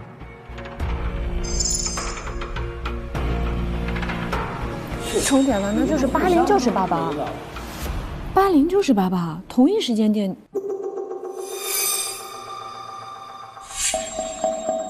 我知道了。你看，我们从零开始，这个是世界1，这个时候我们4个相亲相爱的一家人，柯宁白8，这我们相亲相爱一家人，然后我们出发去找一个人叫什么？我们出发去找老贝。然后呢，我跟老白，我跟我二表哥说我们要在船1找老贝，然后嫂子跟大哥说他要在船2找老贝，我们在同一个时间。以相亲相爱一家人的身份上了2艘不同的船，然后这2艘不同的船出发去到了2个不同的地方。对，我跟老白，我俩在船1上看见船2消失了，这中间是这个雾啊，对吧？然后你们在船2上看见我俩消失了，船1消失了。我要说的点就是在这个分支点的时候，我们就已经不在一个世界了，2个时空了，对。所以我们在最后回来，今天在洞老堂的这个时候，为什么我一开始不认识你？为啥我不知道她是我嫂子？为啥你一开始不知道我俩是你弟？对。OK 啊，哎，就按你说的，你俩是有人物关系的，我是你们大哥，对吧？对。我在你们这条时间线上长不长这样？我想知道，如果我去到另外一个时间线上，我再回来，我是否还长这样？我是不是还是宁船长？长相其实不能作为依据，最重要的是你俩同时消失了，但你俩回来之后，你俩不认识了呀。装作不认识有没有可能？行，你俩就是装作不认识。你不同。OK。是这样的，大家还记不记得昨天在托马斯办公室找到，他说他每次轮回他都要清空所有的东西，重新再来一遍，所以他不想再过这个周末。每次循环，所有东西都清零重来了。这星期我真的过腻了。这个周六我又要组织8周年了，我又要一直在这个8周年。对，我再也不想过这个周了，我必须要找到解除循环的方法。所以就等于我们每一个人为什么不认识对方，也像那个诗词里面说的，就是我们已经清空了对对方的记忆。我俩没清空啊，我也跟他没清空啊，他是我邻居家孩子，我也记得呀。所以你俩是在一个时空的。我俩在一个时空嘛。对啊。哎，等于说，等一下，宁哥，你记不记得你在那个船上看到他了？我不记得。你不记得这件事儿？你记得你在那艘船上看到宁船长了吗？也不记得。那意思他俩还不在一个？不是，有一个概念是他们俩在船上没有碰到。碰到了。不是，你想他俩都泰坦尼克了，船上。对啊。还能不记得？泰坦尼克是你编出来的还是你？不是，泰坦尼克是真的假的？男人在这种极端情况下，他会幻想出好多那种他不忍直视的画面，我的怒火就起来了，就是那种的编瞎话。你是小杀手。没有，这个我可以替他作证，我确实在船上看到白买了。对啊，我看到白买了。但是他有没有看到他俩不重要。泰坦尼克号那个我瞎说的。我怎么记得这件事情啊？说明我的记忆是在的呀。你记忆在，那你怎么来到跟我们相同的空间里呢？我们不在一个，对，这个是我们现在要此刻，对，我们现在要解决的问题就是这个：为什么我们几个互不相认的相亲相爱一家人还能碰到今天这儿？我们一定是来自不同时空的宁船长、贺克福、柯还有白。但是我们之间不是每一个人都来自6个不同的时空，因为有两是连在一起的，你明白吗？不是，但咱们现在能确定的是，你们俩是认识的，我们俩是有共同的一个过去的，他们俩呢？所以我跟你说，结论是什么？结论是有3个世界，柯跟白在一个世界，可以确认啊。宁就泰坦尼克在一个世界嘛，对吧？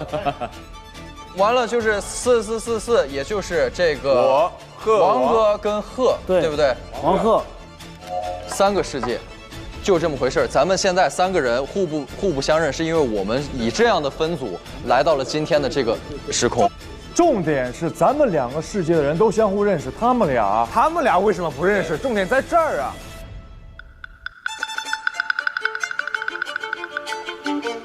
来，还有一个证据。白买的枕头下边，不要开它，千万不要打开。打开它就像打开了潘多拉的魔盒。潘多拉魔袋里边有一张，哎呀，这个很奇怪。刚才我读的时候觉得很奇怪。来，请读。我，丁达卡在此保证，今日所说全部属实，如有半句谎言。我就再补半句，凑成1句谎言。什么玩意儿？哎呀，开个小玩笑啦，有点娱乐精神嘛。本人总是用最幽默的语言说最真实的话。我丁达卡从不说假话，否则天打5雷轰。1988年2月7日，丁达卡还摁了个指印。这啥意思呢？说了半天什么都没说出来。就是其实啊，那天的暴风雨是因为他撒了谎，天打5雷想要轰他，结果给我们轰死了。哦，是吗？丁达卡撒了谎。哦，那他是就这么离谱吗？我不知道，我随便说的啊。我们来听听白买吧，他知道咋回事。怎么回事？你说说。我上船找那个背锅嘛。背锅跟我说了，就是说是没有，他在刷油漆，他跟这个丁达卡在一起刷油漆，完事儿他们俩回去在那儿就一块儿在灯塔那儿喝酒，然后说他可以证明，然后我就单独又找了他，不是他也在船上嘛，他说没问题，他说我证明这都是对的，然后我就让他写了个保证书，然后打算拿着这下去告诉我女朋友，然后没想到他船就走了。那就答案出来了嘛。我那个宁船长是认为背锅把他的儿子推下去了，结果问了他本人，他是自己滑倒的，也就是说明背锅没有撒谎，这是第一点。第二呢，他认为背锅给他船弄坏了，但是他的船没有出问题，也就认为其实背锅是清白的。对啊，他的名字就是个背锅。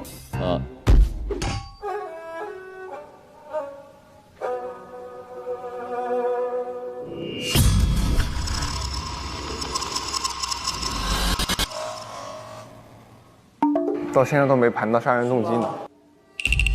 所以我们每一个人都跟死者有关系。那么谁会狠毒、歹毒到想要杀掉他呢？因为他希望你们4个其中一个人消失。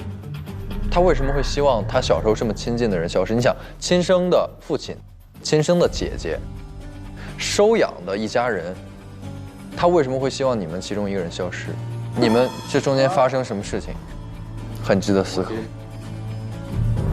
肯定你们收养的时候虐待他了嘛？啊！今天就他俩之间了。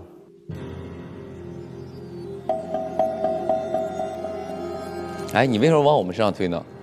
我能把自己儿子杀了吗？正因为你来到了我们这个时候，你觉得这个人不是你儿子，你把他杀了，你的儿子才会出现。是有这个可能的呀。你不相信你穿越了吗？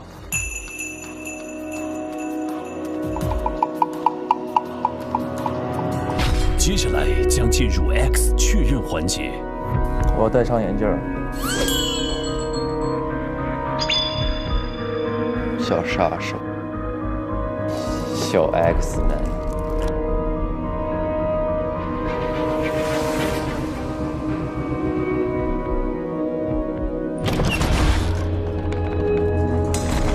去吧，可以度。哼。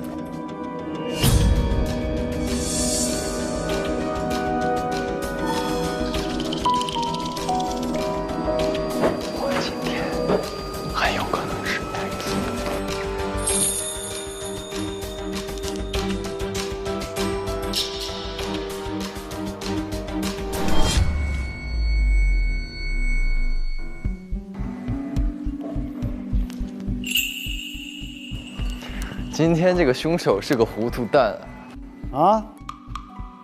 不见得，不用玩这一套，没有必要。你看，你当 X 的时候也要这样说我，你当凶手还要这样说我，每天诋毁我，今天很有可能是他。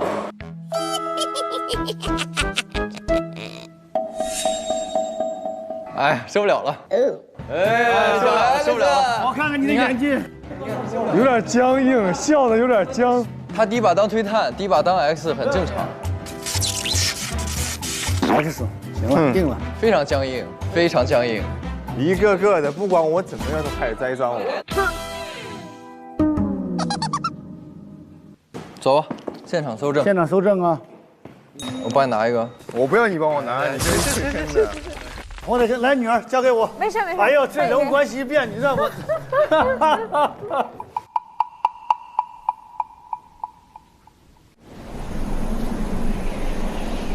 刚跟女儿相认，突然冒出来俩女婿，一会儿可能会有3个。跟我没有关系，大王哥。图他啥也不知道的。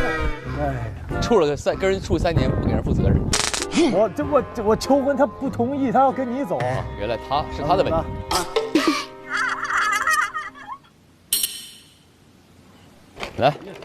来吧，曾经又回到最初的起点，呆呆地站在镜子前，笨拙系上红色领带的结。推探，我们现在要干什么啊？我们得把这个箱子给解开来。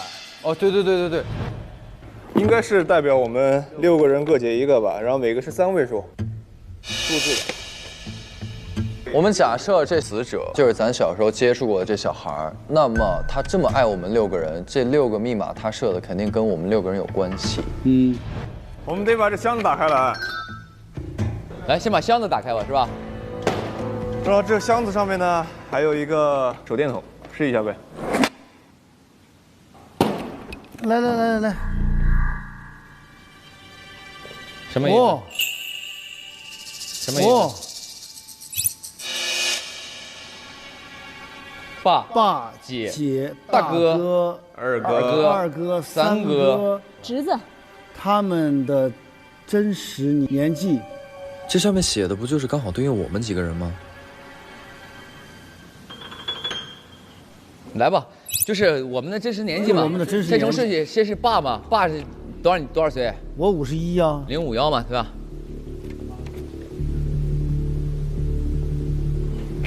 开了吗？哎，没开了，没开了啊。051不对吗501，哎，不对吗？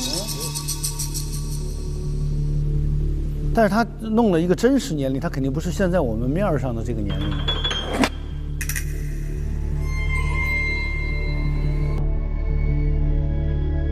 哎，你少算8年，你应该多算8年。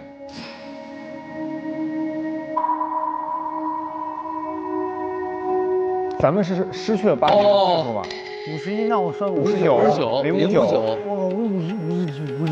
对啊，我太吓人了吧！我现在时间跟你们一样的1988年，但是我说的上周是日， 1980年吧，对吧？所以我记得上周日是1980年，说明我中间的8年，在这一周之内就消失了。那就是这俩人上了44号船，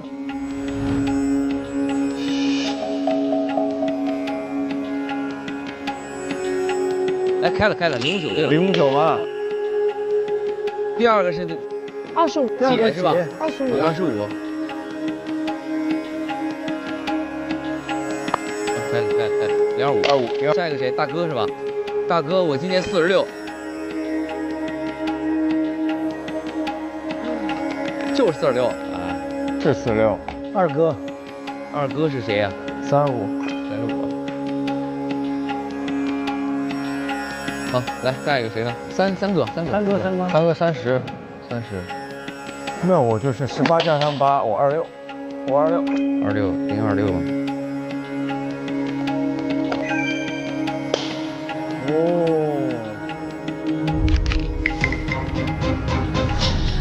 这张合影是我们6个人的合影。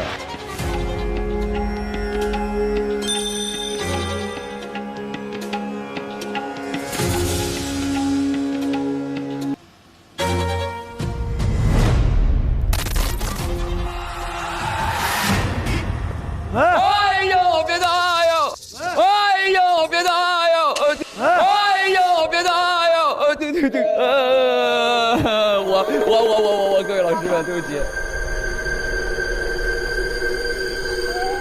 来人了，这个。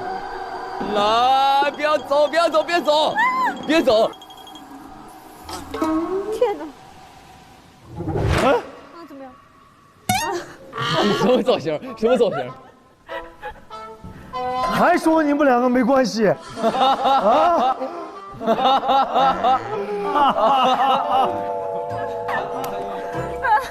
他以后等会儿emo了又。冒犯了弟妹。欢欢，朕 emo 啦！哎，刚才出现人了吗？刚才我没看见，没看到有人。下面还有夹层。还有东西吗？东西还挺多呢。火柴是啥意思？就纯的火柴是吧？对啊。OK， 那看看这个啊，无可奈何的无可奈何。第一章震推的秘密。无可奈何是一个磁场极其特殊的神秘地带。如果你有重要之人在无可奈何失踪了，很遗憾，他们很有可能无法回到推阵了。但是，推阵的你还能与他在阵推里重逢一次。重逢一次。一次写的是一次，好伤感。阵推是与推阵几乎一模一样的平行世界。第二章。如何在阵推重逢？你要在星月之夜前往无可奈何边，将5根蜡烛按照5行方位摆好并点燃。点燃过程中需说出你对重要之人的执念，才有可能开启阵推。注意，只有执念至深之人才有可能开启。注意，阵推和推阵虽是2个平行世界，但磁场不太稳定。如果有人在无可奈何边唱阵推的儿歌，就会发生串频现象，如听到另一个平行世界的声音，甚至看到画面等。只要有人在这个无可奈何旁边的话，唱那个儿歌的话，就会出现串频现象，可能会听到平行世界的声音，甚至看到画面，就像我们听到那个什么大秃子。对啊，就小波浪、大眼睛什么，大波浪、小眼睛什么之类的，那是我们通过串屏看到的画面嘛？对。大刀疤，你在哪？大波浪，你在哪？大光头。第3章，执念者即开启仪式的人。执念者进入震推时，会出现在震推的无可奈何边。注意，在5根蜡烛点燃的过程中，仪式方圆50米之内的人都会进入震推。也就是打个比方，50米，我做这个仪式，我周围这50米都会跟我一块进来。哦。失踪者，即失踪的人，在执念者开启仪式后，所有在无可奈何意外失踪的失踪者都会进入震推。那咱们现在在这儿是这个，就是其实我们都是失踪者，有个人把我们都召集进来了。我的那个女孩，跟我的表哥突然不见了。我爸爸是上周日突然失踪了，我儿子消失了。消失的这个亲人就是我女儿。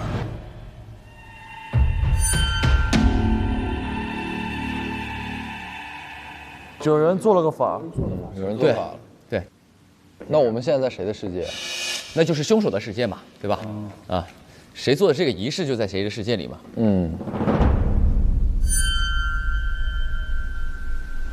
第4章，如何离开震推。震推与推震的重叠空间，溜冰场，是唯一一个震推与推震重叠的空间。如果想离开震推，需启动切换仪式。启动后，重叠空间将与震推的溜冰场切换成推震的溜冰场。当从推震的溜冰场大门走出去，便可回到推震。注意，只有人可被切换，所以2个平行世界的溜冰场必须保持陈设一致，以免切换空间时发生意外。陈设一致。我俩刚才你都拆了你。没事，能装回去。没事。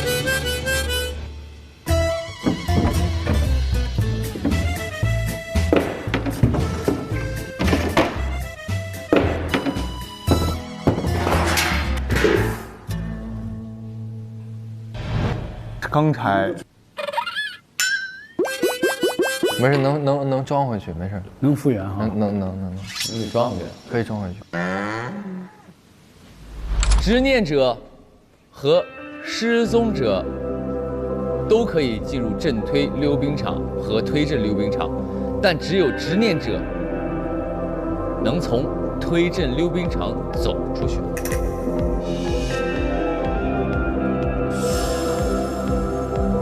打个比方，现在我们是在震推，我们都可以回到推震，对，这是第一点。但只有执念者，就是执行仪式的那个人，可以从这个门走出去。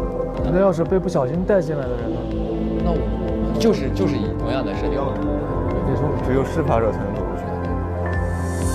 重叠空间切换仪式，请前往推好溜冰场，仔细在柱子上寻找仪式的详细步骤。注意。举行仪式前，仪式参与者需提前准备好金、木、水、火、土5种元素属相的物品。那个包，托尼的那个包。对。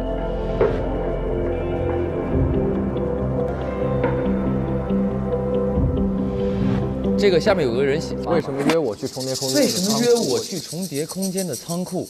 就在那儿，他死在那儿，他被约去的，对吧？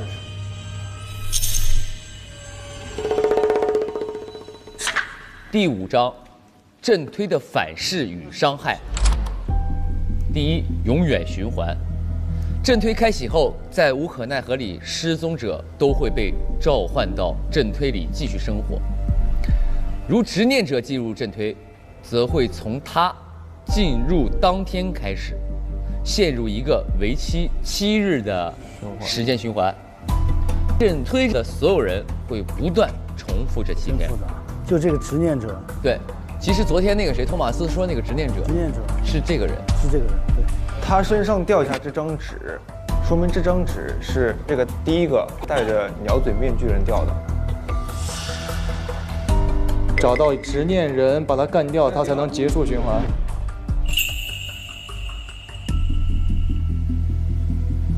2灰飞烟灭。从推阵进入阵推的执念者必须在28天内离开，即第4个循环的结束前。第4个循环，其实就是今天，周末了。因为上次那个谁说了，第4次，我已经第4次经历这个了。4、7、28嘛。哦，对。当我看到就是刚才那个符号的时候，如同打开了一个开关一样，所有记忆全部涌入。我突然意识到，我所有的经历都在循环，这已经是我第4次循环。否则，将再也无法离开，并在49天后，即第7个循环结束，灰飞烟灭，相当于在阵推阵里彻底死去。如果在阵推内死亡，则永远消失，不会在循环中重新复活。也就是这个人，28天必须要走，如果不走，就是这个执念之人。执念之人，执念之人今天必须要走，必须要走。如果今天不走的话，他就走不了了。48天后他就死定了，他就永远从这个世界上。这个执念之人也可以选择留在这里。当然，和大家一起死。但是他49天之后他就灰飞烟灭了。哦，那干嘛要杀他呀？他早晚也得走啊。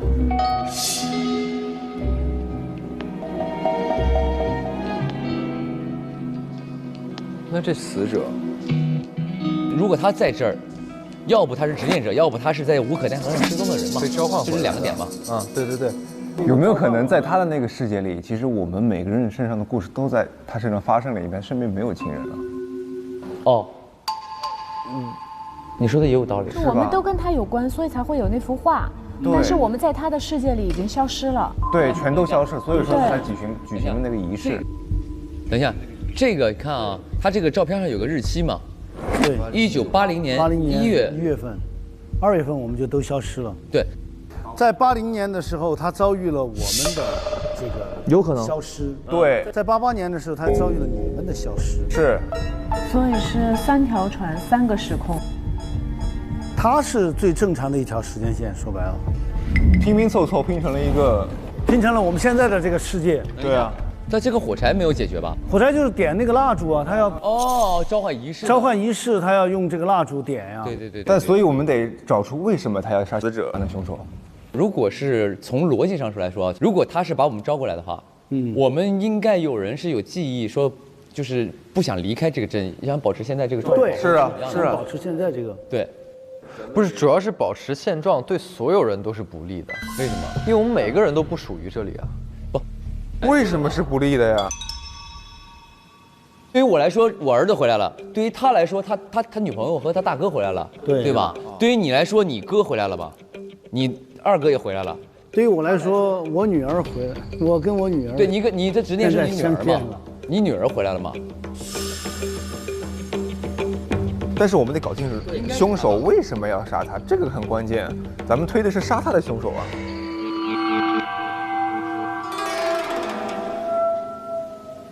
88年的人啊，你们俩80年的就没事了。我们没有这个实力。对不对？那么88年的就是我、白买，我们4个人，我们一家嘛，还有死者。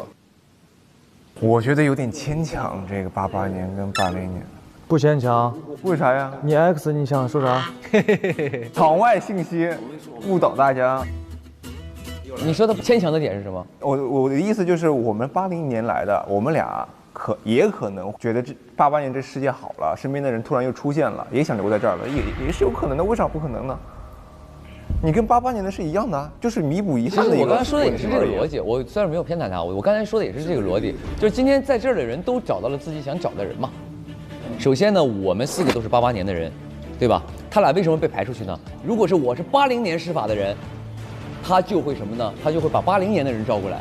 但是他一定是88年施法的人，然后他俩是来自无可奈何，但是不是来自这个平行空间的嘛？你懂吧？所以他俩应该在嫌疑上就被排出去了，因为他俩就是从河里被带过来的，你我都可能是从方圆50米来的，但他俩是河里来的。打个比方啊，我懂意思了，其实就是要是我们80年施法的，你们4个还没失踪呢，那我们如果施法，你们没失踪，你们就不会被卷进来。但是如果88年施法的人，就可以把我们80年2个在那条失踪的人给带回来。没错呀。那就是看88年谁最后一个失踪啊。其实这就是他可能不是我们越往后失踪的人越有可能是施法者。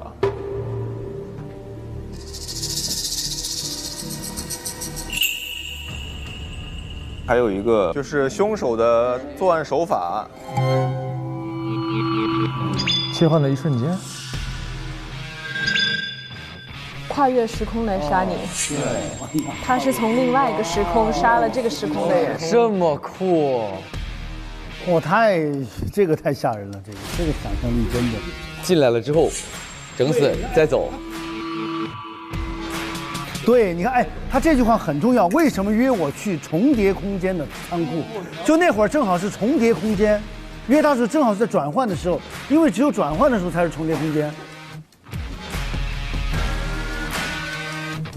那这样的话，有没有可能死者不是在这儿死的呢？因为没有凶器啊。有可能啊，在那边死完之后又转过来了吗？对啊。你的意思是死者在那个推阵被杀了，然后转到阵推来的？哎。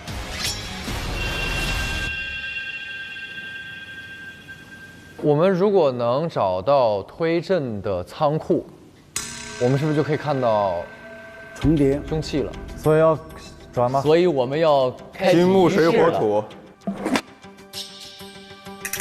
那个5行挂件的包不知道去哪儿了。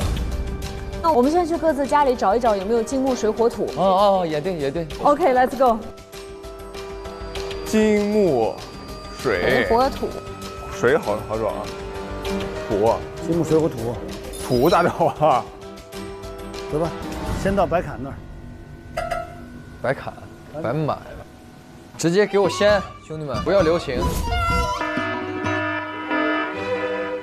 这是你家是吧？这是你家是吧？好大哟！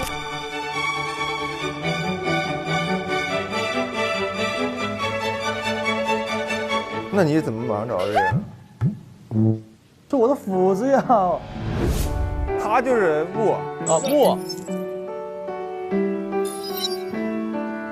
来，这是我们家。哦，你家东西挺先进啊！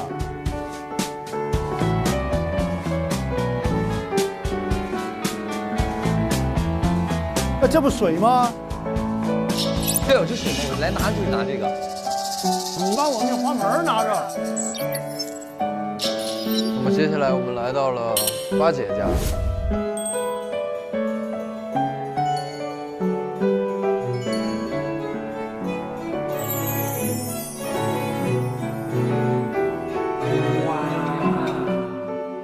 哎，你们看，八姐哦，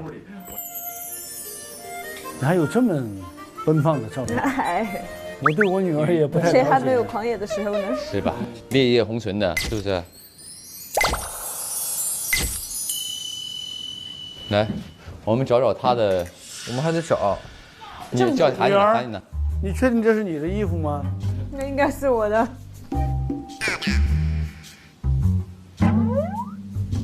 啊？我也不晓得，反正在我柜子里。怎么感觉你像你这儿住着其他人呢？哈？哦，这又是另外一段故事了。还有另外一个人。还有另外一个人。难道是3D？ 3D。哦。哎。金算盘。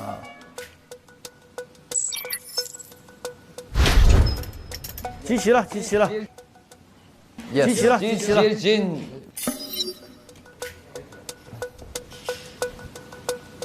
哎，然后刚刚说墙壁上有那个是吧？找那个方法。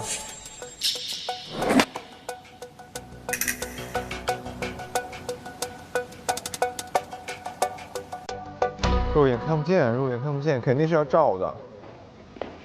写上面了。等一下。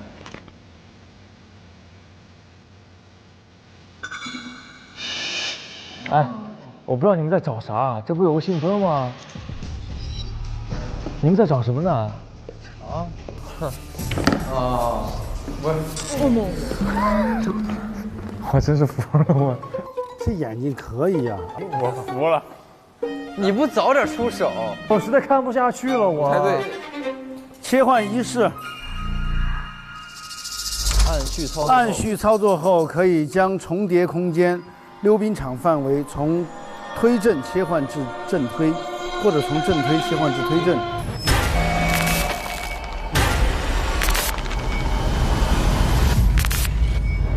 请仪式参与者将金木水火土5种元素属性的物品，分别放置在溜冰场的5个对应点位的柜子隔层处。这几个隔层。哦，这几个。然后使用穿好的绳子在5个点进行拉出一个指定的形状。那儿是水，那是土，那是金，这儿是木，那儿是火。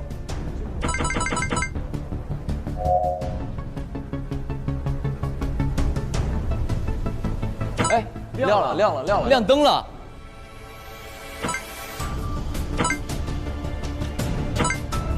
火放了吗？火得点着吗才行？还是别点着，你先把火柴放上，看它亮不亮。就放火柴吧。哎，亮了，火柴可以。那就对了。像个五角星，完了4边这么连起来，咱们要用绳子。这个有这么长的绳啊！把这拆了吧。啥东西啊？哎呀，他说的有道理。哦，这个彩带。那是人家固定好了已经。这个是可以的，这个也是可以的。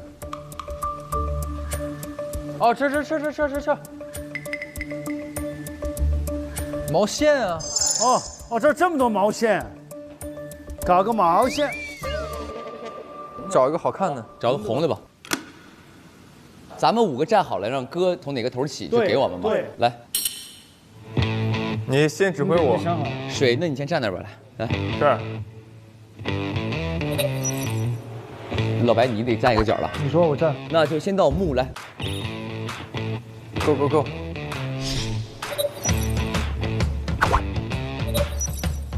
来，从这个点起。好，我在这儿了。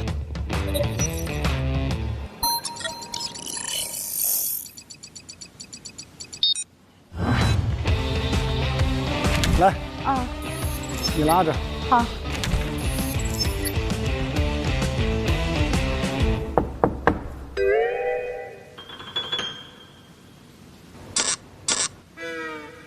一会儿这些门都会出来人啊。对，我也觉得。所以把门堵住了吗？所以我靠在这儿啊。真的假的？我会更害怕。来，你拉着水，对。来，你再吐啊。来，拉住。这个到火。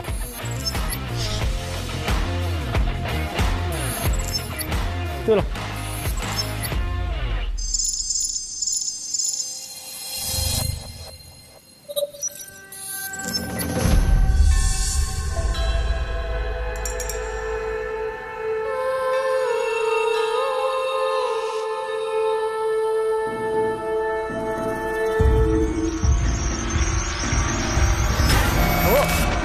这什么东西？呀，掉了！房顶。这什么东西？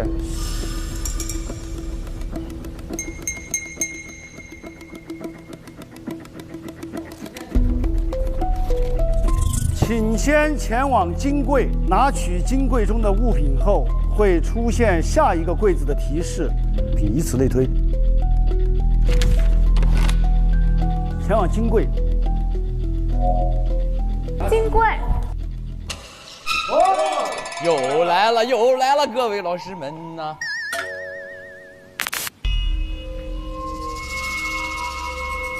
等一下，电铃，退。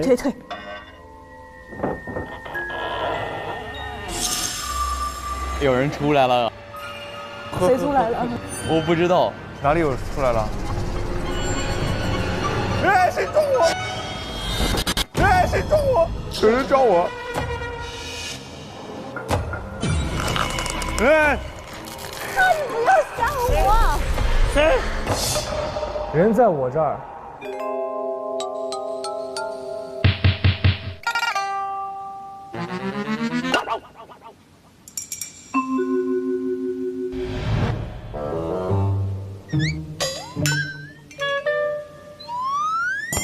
哎，谁在拍我啊？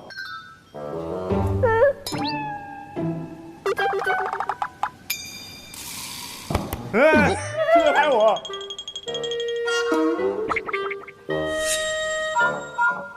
哎，谁撞我？哎，谁撞我？啊，你不要吓我！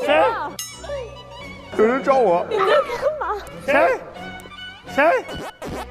迅哥是。我跟你说，这样式，你只要说一声谁要碰我，我给他个右勾拳，他就不敢碰你了。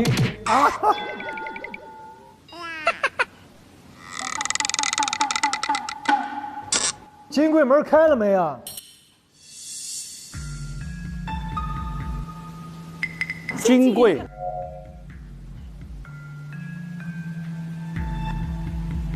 哦，开了。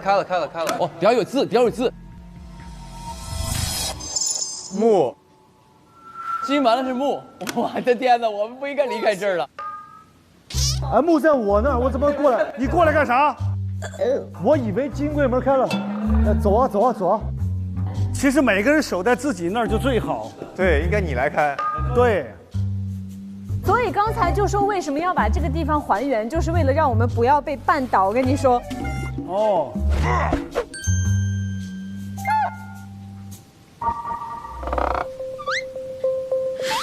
啊！哎，门开了，里边是啥？土，这边，土这边。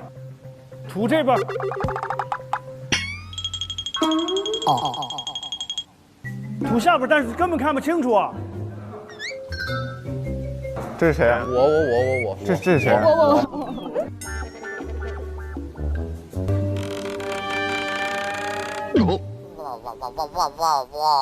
你干嘛？我看不见。你捏我干嘛，小李克？我没捏。你别动。是谁啊？我，你别捏我了。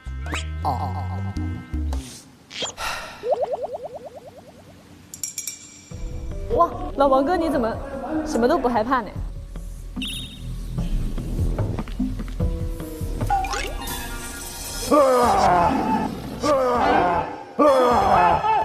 别吓我！谁啊？这个倒霉蛋儿，我跟你说，白宇能发出这个声音的一定是白。好，我找到了，开了。什么？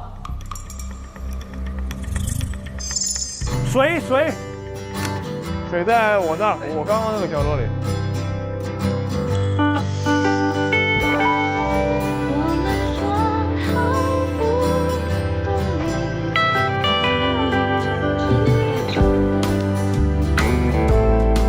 我从小胆儿就特别大，我跟你说。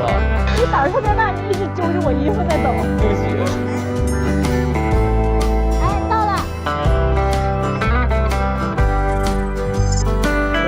火！就我那个地方了，走吧，各位老师带我去，谢谢你们了。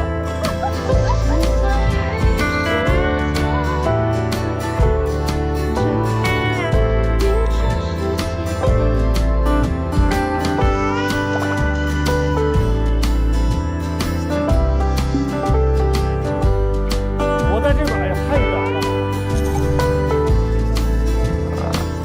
找着了吗？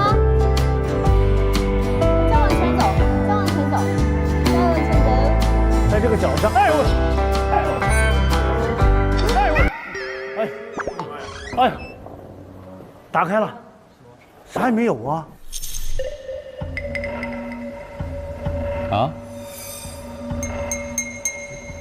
哎呦我去，太吓人了！你们谁？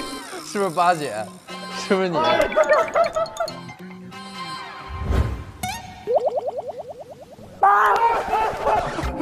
呦我去，太吓人了！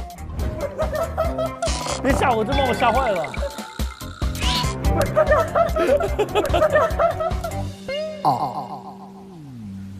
那这啥也没有啊，这里边。拿取金柜中的物品后，会出现下一个柜子的提示，以此类推。金柜。哦，只要有字，只要有字。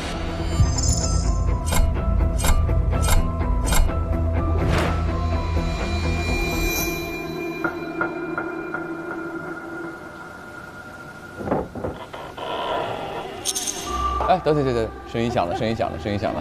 啊，迅哥，你迅哥吧。停，保护我爸爸。来，爸爸。好的，放心吧。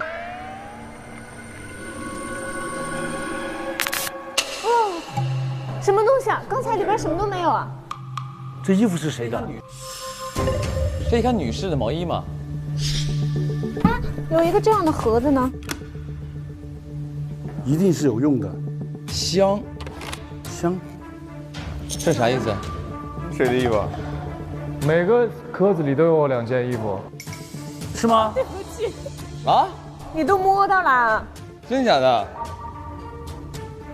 哎，真的。哎，这有这个，是不是放那个香呢？补这边，这里边还有纸，将推香炉放在溜冰场前台处，把推香烛插入推香炉，用推香烛专用火柴点燃推香烛，震推变为推震。咱们现在如果把这个香点上之后，咱们就可以围岛推震2个小时。我们当时就是穿这条衣服溺水的，就在船上消失。有可能。我们要把衣服都换上。哪个柜子拿的哪件衣服，咱得按那个穿。啊？你都摆出来了啊？这咋混了呢？快来！这是一套。来，这是我那柜子哈。你们谁是金，谁是木，谁是水，谁是火，摆一下就行了。我是土，这是火的，这是火的。 2条裤子啊，我怎么？那就往我身上缠呗。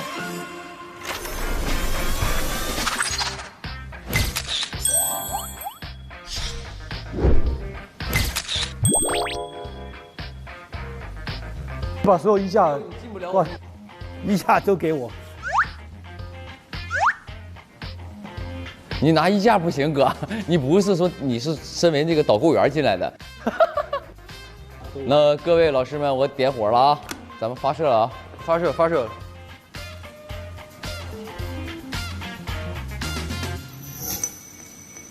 你点吧。来了，点吧。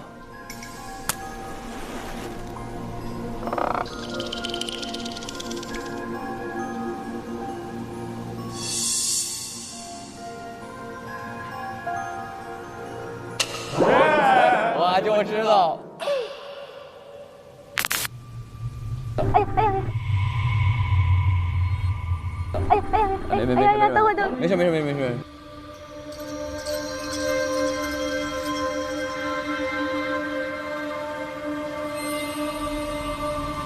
哦，现在是变换空间了，咱们可以去仓库。快！小心！有绳子。哎，没开啊！哎，正在切换嘛，应该现在是。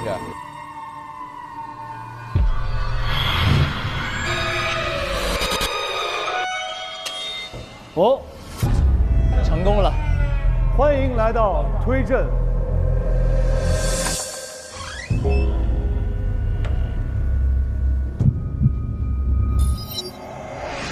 哦。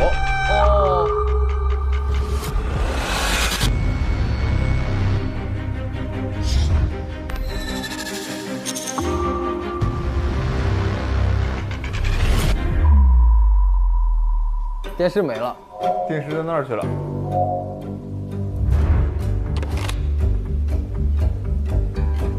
哦，这个枪在这儿啊！看见没？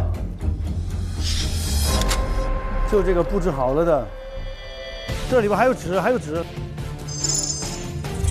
钢珠装置。由于本装置冲击力巨大，有一定危险性，一旦命中人体，会造成巨大创伤，致使人体脏器受损，甚至大量出血。他这一枪直接从这个地方就打穿过来了，对吧？正常情况下会不会有子弹？钢珠啊！钢珠杀的。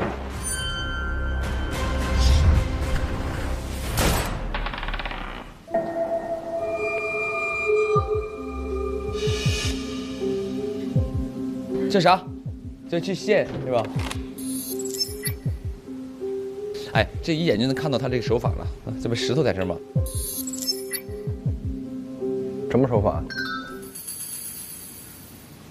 石头手法，这不很明显，他俩开始是一节的吗？对。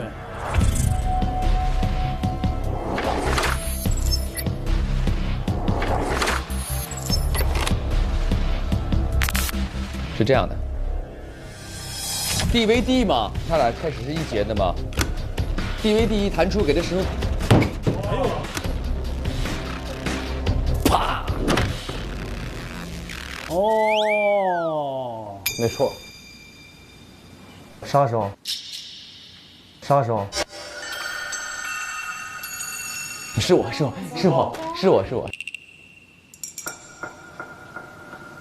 他被这个打死的。你看他没电视在这儿，对不对？我要是死者，我走进来，我干嘛看见枪我还往这儿坐呀？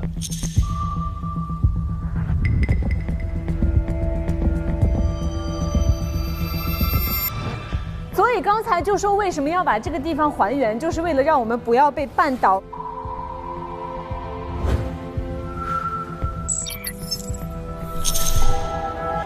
凶手先在推证把这一切都布置好。然后他回到正推，在正推把正推的房间也布置好。对。6点的时候让他到正推去看电视。然后在他看到最后 DVD 快弹出来那一刹那，1点马上啪传到推正，啪一枪就打死了。懂了吗？你们心里有数了吗？2位推他。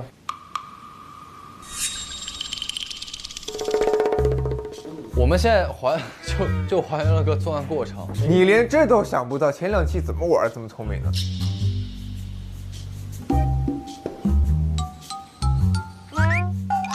看他干嘛？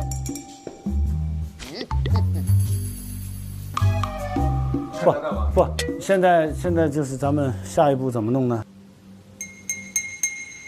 再找找这里还有什么东西呢？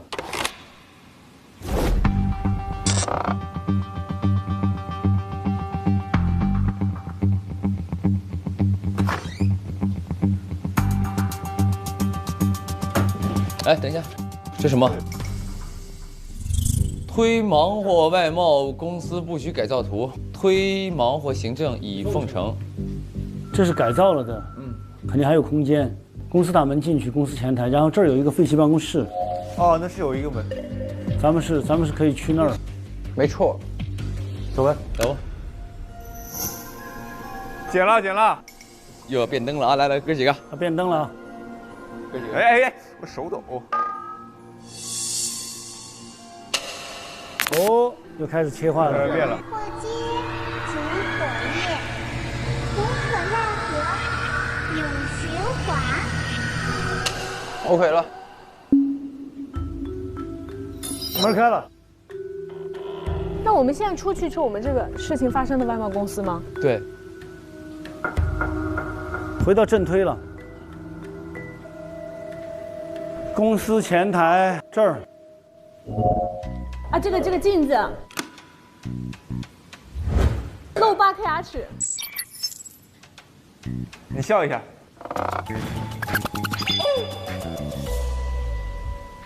哦，门开了。废弃办公室。哦，这个符号在这儿。当我看到就是刚才那个符号的时候，如同打开了一个开关一样，所有记忆全部涌入。睡妻办公室。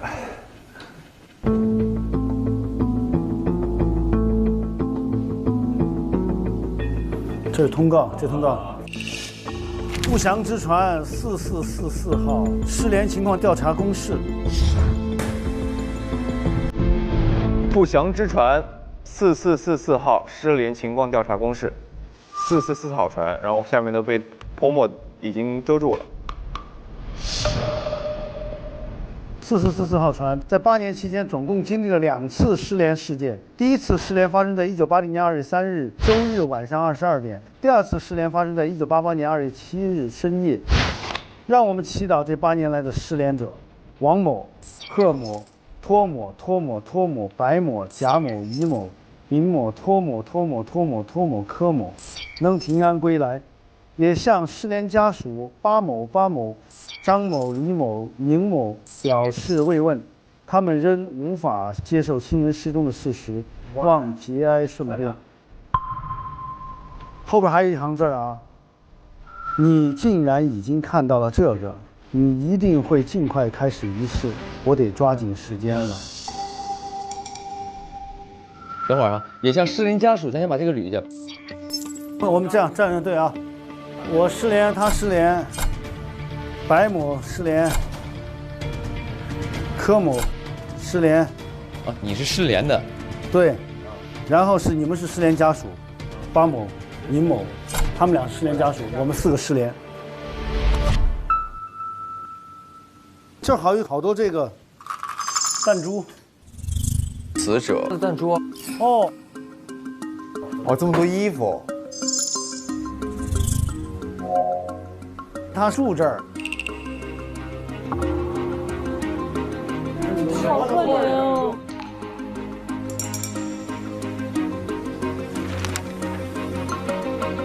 啊，有哎。哦，还有东西。这是什么东西？来。哎呦，这是咱们的好像家谱。家谱，对。白头发和宁贵庚。白头发宁贵庚嘛。生了白买。对。哦，这边咱俩也有亲戚。呵达和宁船长俩人生了贺克福，宁贵姓生了柯里杜和宁船长，咱俩是兄俩吗？王卷王是王传说，粉凤凰的孩子。我是粉凤凰的孩子。他和886结婚之后生了八姐。生了八姐。啊，你是他姑娘吗？对。八弟1970。咱们就全连起来了，那就没错了。因为我们是一家人。都是一家人，一家人。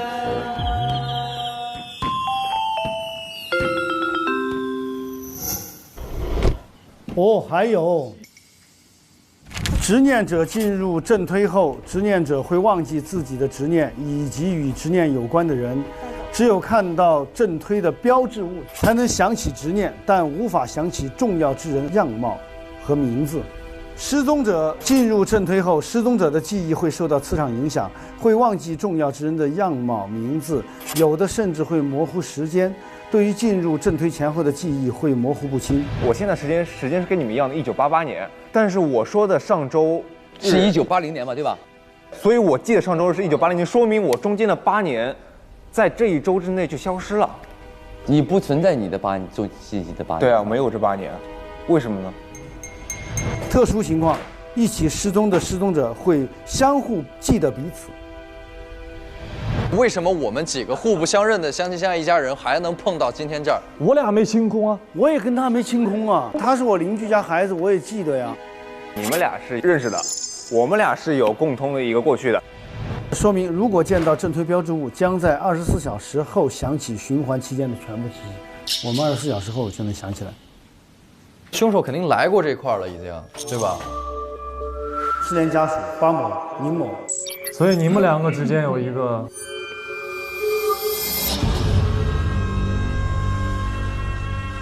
杀弟弟。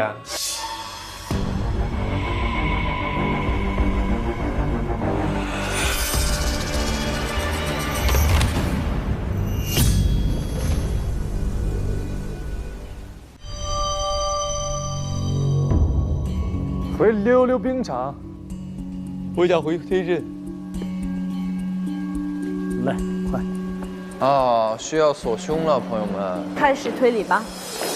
噔噔哒哒噔，噔噔哒哒噔，噔噔哒哒噔。我再看看那个迷庸计划吗？哎呦，谁的包啊？这是？哎，这不托尼的，托尼的。纸团，迷庸了，迷庸了。哦，迷庸计划。前面是这个迷庸计划，是小八的计划，我的计划跟踪、迷晕、绑走，8年前的事儿到此为止，我必须让这一切都结束。这也是小八这次利用这28天来到这儿的目的。后边这个就是他要找的这个人写在这上边的，回复他的8年前的事儿打了个问号，一定是我一直放不下的那件事儿。头套人应该是总经理贝锅吧？就是8年前要找头套人，你要找头套人，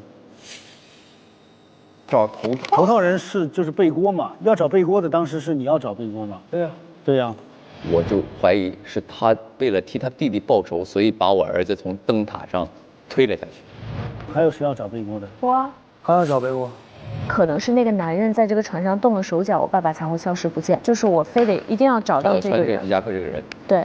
为什么贝锅是头套人呢？不，就是从这个人的叙述的这个语言里边啊，他透露出来的信息。头套是他，是小八。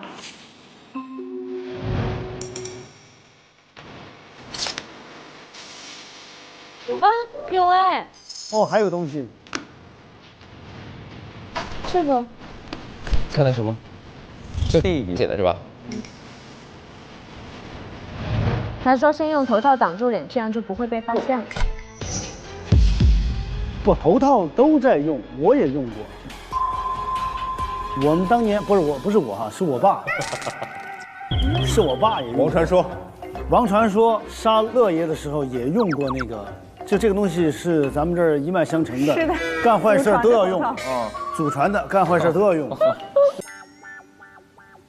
要不然谁还会跟8年前的事儿有关呢？难道因为我发现了他8年前杀人的事儿，他就想要私下找机会灭我的口？所以跟踪我是想知道我手上有没有他的证据，真不是个东西。我只剩20天的时间了。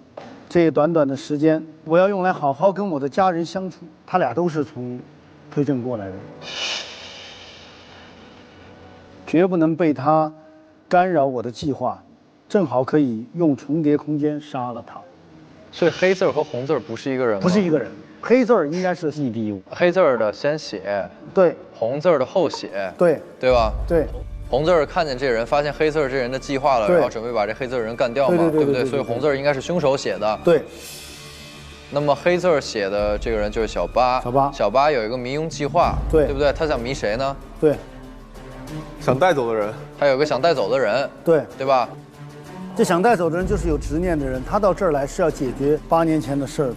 对。你看，咱们有被动被弄到这儿来的，有是主动。没错。首先可以排除的是我。你讲讲理由嘛？你别上来就排除你啊！因为我是失踪被召唤过来的人啊，我是被动被召唤过来的人啊。刚才那个里边不是说有一部分人是失踪的人吗？谁是失踪的？我是失踪的。对，你失踪的，我是失踪的，还有谁失踪的？我是失踪的。还有谁？我。还有谁？没了。不是失踪的有谁？他们两个2选1嘛？哇，绝对是啊，比我们侦探都清晰耶。咱们捋一下啊，现在很明确，死的从目前来看就是小八，就是我的儿子。然后他到这儿来是要找一个人，这个人是和8年前的一个什么事儿有关系？这个人是他很重要的一个人，他想把这个人带走。是，可是这个人呢不想走。这个人不想走，所以他有迷庸计划。他可以把这人迷倒之后呢，他自己戴着这个面具，然后把他带着一起召唤仪式，两人就走了嘛。对，就这么回事儿。对。但是这事儿呢，被凶手发现了。要么就是他不想小八做这事儿，对；要么他就是不想让这个人走。但也有可能凶手是想杀掉小八。小八这个我觉得很重要，他这个再读一下。我知道。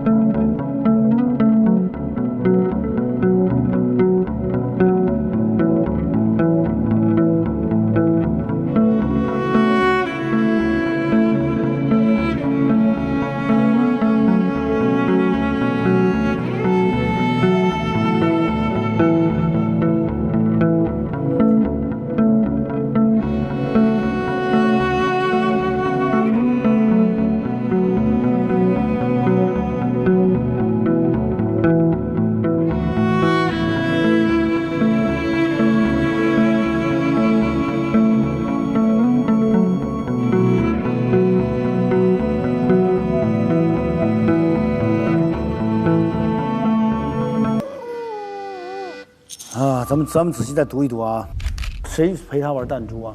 都有，那张图上都有弹珠。我希望能够通过这种方式吸引你的注意力，看是否有可能让你想起些什么。哦，他这个就是要找重要的人啊，找到了。对，昨天我们6个都在对房间里。朝我们丢的吗？对呀，他在门口丢的吗？我们都在托马斯的办公室里，被他朝我们扔了嘛。哎哎，那有个人，门那有个人。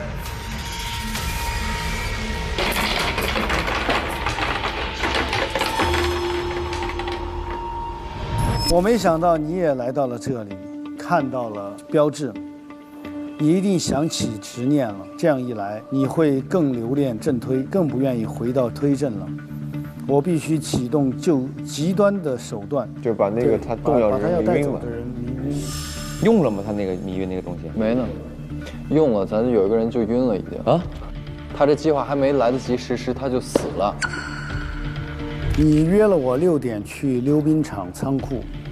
还说会如我所愿从正推消失，一定是想通了，愿意回去，太好了。我们约定好的，往前走，别回头。一模一样的一个标志。啊。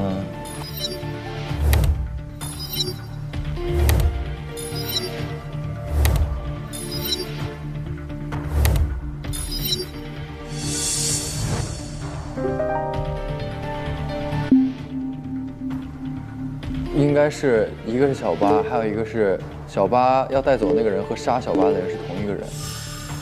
就是就要带他来这哥们儿的凶手吗？带他来这哥们儿就是凶手。对。带他来的显然，咱们说我不是被带来的，我是被带进来的。被招来的。对，我是被招进来的。那我也是被招来的。因为失联家属只有你和八。对啊。对吧？对，不，我们不是和小八在同一个时空。和小八在同一个时空只有他俩，那么现在说白了，凶手就在你俩之间。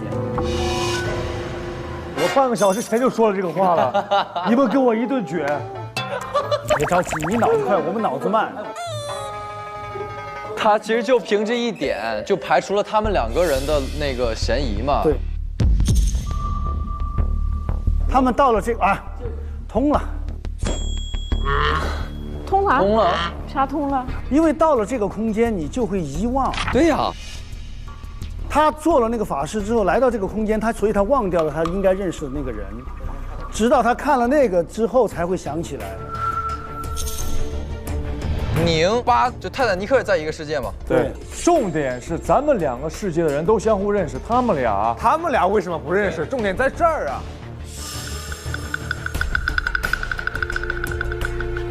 这个凶手一定在他俩之间。我同意。哥，你今天推得太厉害了，你怎么不是就是这样的呀？所以你俩 PK 一下，看你俩投谁吧。我为什么要杀我弟弟呢？我觉得你说什么你得讲证据吧。这个原因，我觉得8姐更像是个杀手。为什么呢？没有为什么。我就通过我自己的分析。我是每一天都像一个杀手。再把这个再想一想啊，8年前的事儿，一定是我一直放不下的那件事儿。咱们想8年前放不下的事儿是什么？8年前他俩都放不下，他是要去找贝锅，是船做了手脚，他是以为儿子被推下去了嘛？一个杀子，一个杀父。对，当时你找那个谁，就是写证明信的时候，那个证明信说白了他们是不会相信的，对，因为当天是电闪雷鸣。这压根儿我还没有来得及说我，他们就失踪了嘛，他们失踪了。对，贝锅他有一个弟，贝锅有一个弟。对呀，他写给他弟弟的那封信，对，是他写给他弟弟，有个弟弟。说实话，这个信对你也很不利。为什么呢？就你这个信里，你看，就是他烧他的那个地下室的那个事儿，这些年也一直走不出自己的执念，是一个可怜的人。这个是个很重要的信息。没错。执念，可怜的人，你懂吗？对吧？所以你们的这个执念是没有消失的呀。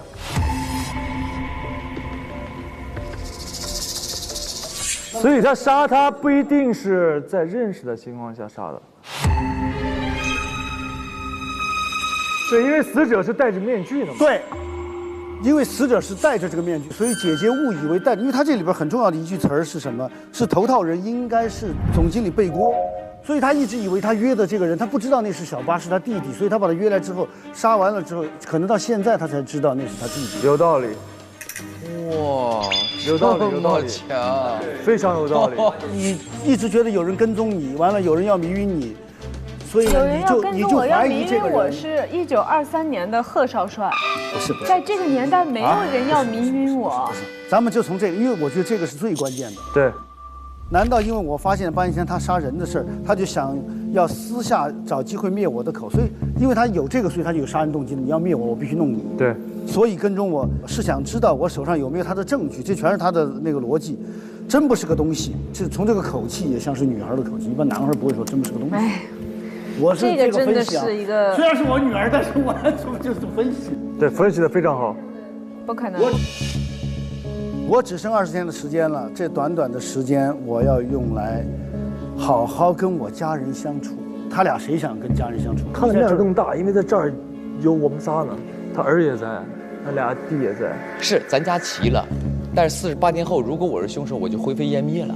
对啊，你愿意跟我们一起死吗？因为我们都是你们不死，你们为什么会死？我知道吗？因为你回到现实，你也就跟我们再接触不到了。你希望用最后的时间来，就是因为能跟我们一起生活最后48天吗？哎呀，反正从面上来说，我觉得你的面儿大。咱讲证据嘛，我觉得是讲证据。对，讲证据。就是现在其实完全是通过证据，因为这是我女儿，我是怎么都不会想着她会去杀她弟弟的。但他是杀他弟弟，又是误杀。对，因为他弟弟戴着面具呢，所以他就以为是那个谁。对，贝锅，以为是贝锅，他俩都有这个可能，因为俩都恨贝锅。我儿子找到了呀。你儿子是在这儿找到的呀？对呀。你在现实世界是找不着的呀。他是我儿子，是不是？对。如果我儿子找到了，我还会认为那个人是凶手吗？对，他也是相同的，他找到他爸了。你这个事儿还可以是往哪儿想的？你的儿子是好的，但是我们还有那么多人失踪，是不是贝锅杀的？他也是找到我，因为你恢复所有的记忆嘛，你都知道了。你怎么能证明我恢复了记忆呢？就是因为你看了嘛，你什么知道我看了呢？问题杀手一定看了。是的，对吧？哎呦，这个，我觉得今天他们都知道的比我多了。总结一下对谈，我已经被搞懵了。你 X， 你总结，我听你的。所以你觉得是谁？我本来觉得你是你的，你现在觉得是谁？现在我觉得也是跟着你们走，他们俩中间一个。你觉得谁更像？不一样。你这有点偏袒了 X。我是觉得这个误杀有点不太可能。误杀咋没可能？误杀都拍2部了。不知道你是谁，哥。没有，他的意思啊，就是如果是这样太狗血了，就是这个意思，估计。哎，不是，那这个人就比如说这个人是我的话，那我是把信写给了贝锅，那为什么会是小八过来这里呢？你以为你写的这个人就是贝锅吗？他是写给鸟面人的。问题是在我昨天和今天的所有的我讲述的故事当中，没有鸟面人这个人。一样，我也没讲过鸟面人嘛。对，一样，咱俩的现在目前证据是同样的。哇，无法自证清白。无法自证清白。哎，赶紧，我们平民老百姓就等着你们俩推探做最后的总结了。刚才的盘算下来，我们大家讨论的结果锁定的凶手范围还主要是在这2个中间。小八对4个嫌疑人来说都很重要，各自都有情感上的。你们2个说的意思就是不知道这人是谁。对啊，误杀的这个人，因为以为他是贝锅。对，对不对？那就看谁更想留在这里喽。对啊，谁更想留在这里？我们刚刚讲那个失踪不失踪跟谁放蜡烛那事儿，我觉得只有一个点是能说服的，一个点是我们俩因为是80年失踪的，所以说我们俩不可能放蜡烛，因为我们俩放蜡烛，他们一定不会被召回来。对，只有他们4个人中，他们4个人里边，他俩又是失踪者，而他俩是家属。失踪者家属。对啊，所以留在这个世上的只有家属，失踪者已经。那我们这个世界是真实世界还是非真实世界呢？正推啊，正推啊。因为我们看到的所有都是正推的文件呀，正推包括公司发的文件，所以你们是在正推啊。对，就平行世界的概念嘛，等于是。还有一个被招来了。是的。因为有一个逻辑是，这个凶手来正推不是为了杀一个，他来正推，他杀人是被迫之举，他来正推是来找家人和家人相聚的，和家人相聚找到了呀。但是他在推证的这个过程当中，突然发现有人跟踪他，有人要弄他，然后呢，他还要弄清楚当年他的这个亲人是怎么就消失的，所以他要回到这儿，而贝果是在这儿的，所以我把他约到这个地方来，他整个逻辑是这样的，我觉得凶手整个逻辑是这样的。来，阿爸你自己说说。我知道你怎么样？快灵光啊！是，马上给我 Q 一个人出来，老子八姐，救救咱俩行吗？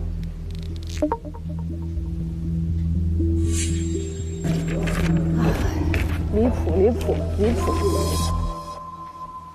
你看啊，职业习惯影响了一些你的生活习惯，还斤斤计较，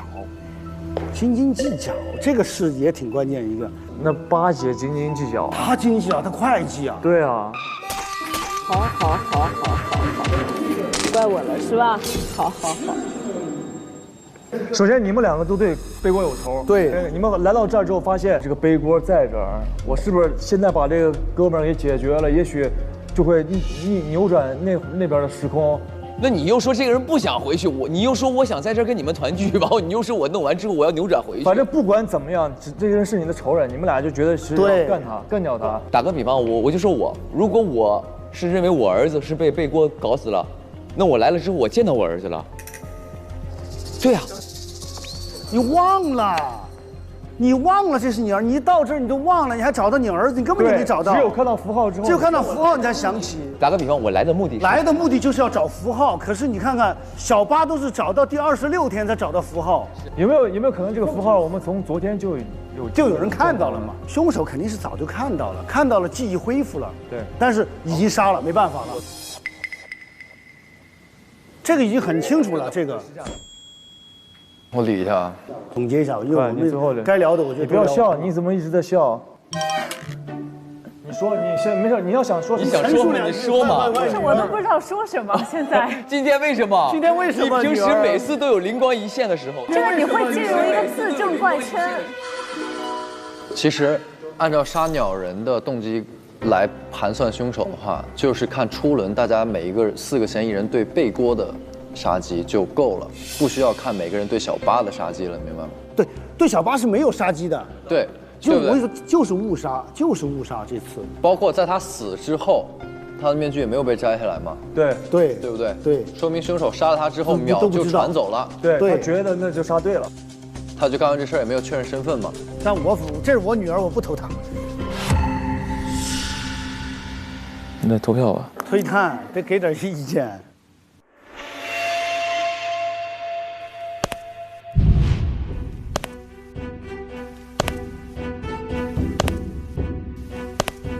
说实话，我现在好纠结啊！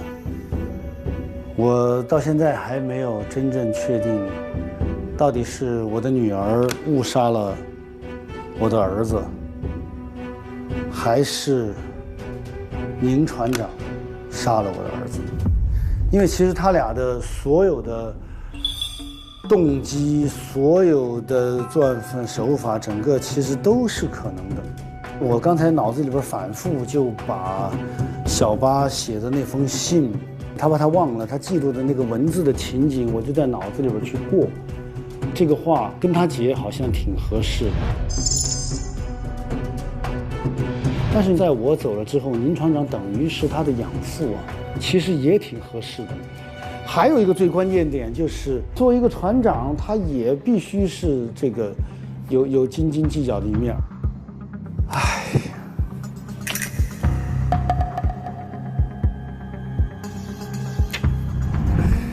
行了，不纠结了。哎呀，我今天选投错就投错了，就投他。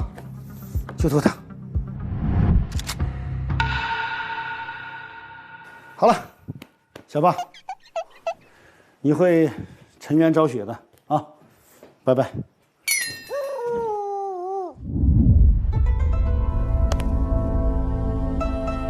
我选择的真凶人选是王全王，是因为我在他房间里发现了弹珠。这个老朋友他又说他喜欢玩弹珠，说你喜欢陪着我玩弹珠啊。我觉得这个人选，其实我现在还是有些存疑。哎，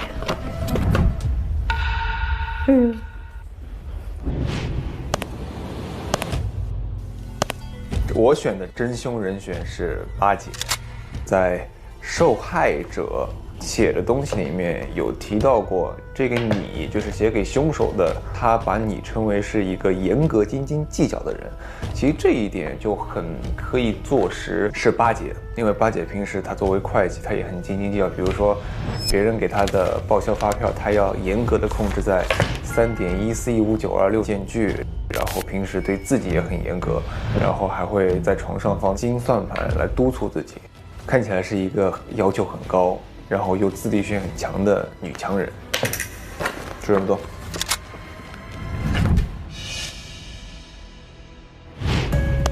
今天投的真凶人选是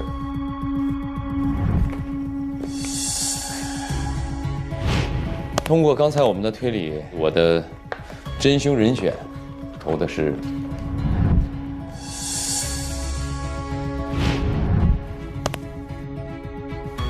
今天的真凶人选是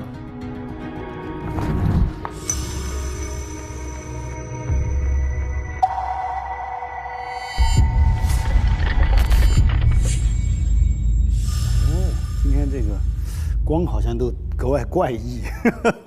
是的。开始推理吧第2季第4案，走不出的盲活机案件告一段落。各位已经完成投票。如果真凶的票数低于其他人，则真凶与 X 获得金钥匙；反之，其他投对的玩家获得金钥匙。接下来将公布投票结果。今天有3位玩家获得了票。3位玩家？我们仨。 3位玩家的票数分别是1票、2票、3票。又是这个，是我是不是？而且有一位玩家在投票时临时改了票啊！在改票之前，最高票数的人是不一样的。哦，也就有一个人犹豫了左右嘛，左这边就是3，右就是那边3嘛。完了，感觉要出事儿。完了，要出事儿。改票的玩家就是哦，要说出来。王卷王，请王卷王来宣布，他将票由谁改成了谁。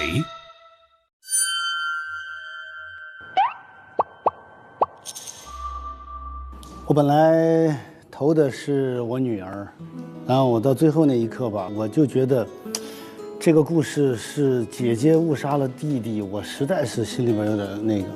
再加上今天我就是对宁船长的整个观察以及比较，但到最后那一刻呢，我说没事儿，哎呀，哪怕我投错了，但是我真的今天其实有这么一段父女情，我觉得是特别特别好的。之前的我的内容当中。有女儿突然跳出来吓我一下，今天她就突然跳出来吓我一下。我可以试试开一下。哎呦，哎呦，吓我一跳！哎呦我去，太吓人了！你是谁？是不是八姐？是不是你？但是我就觉得。还挺幸福，我就最后改票都给了宁船长，就这么简单，投错了可能。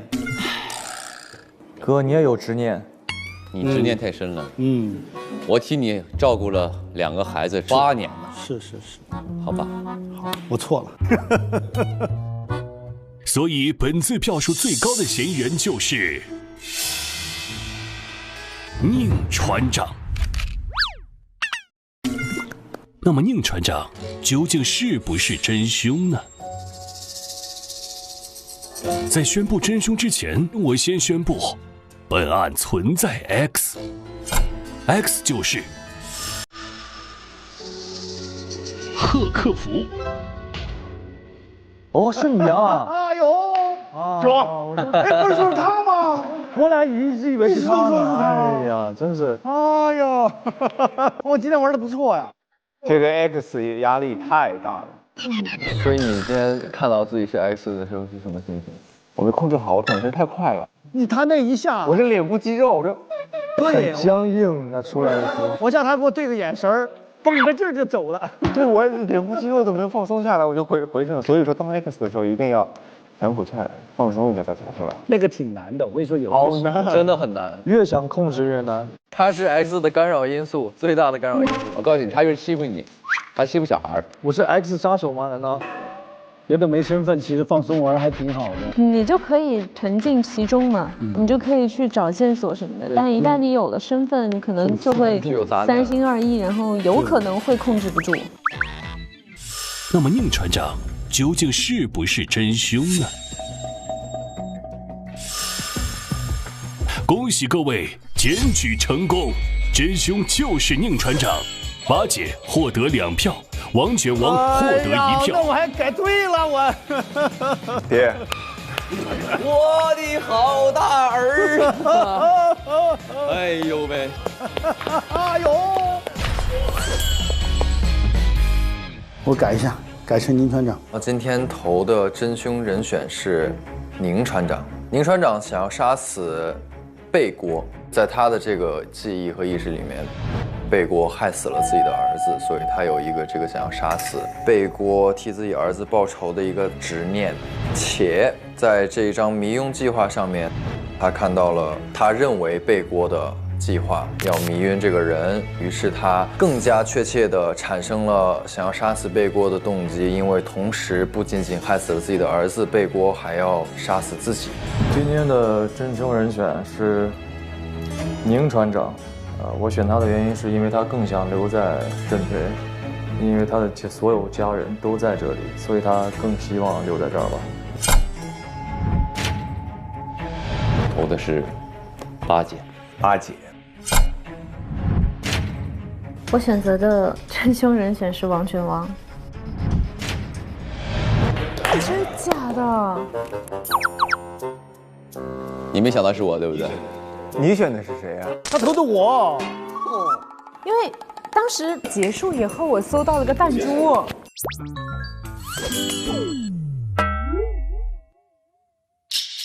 接下来宣布大家错过的关键性证据。关键性证据与巴蒂的弹珠有关。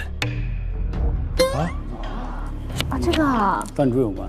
为了确定重要之人是谁，巴蒂其实在4个人的房间都放了弹珠，但只有宁船长发现了弹珠。可宁船长却以为扔弹珠的鸟面人是贝锅，所以他杀掉鸟面人之后，把与鸟面人相关的弹珠藏在了公司隐秘处的盆栽土里。因此，现场只有宁船长的房间没有弹珠。他把它藏起来了，我们都有，所以你搜到这个是大家都有的。除了弹珠之外，宁船长还拿走了托尼的包上的5形挂件，将其和弹珠藏在了一起。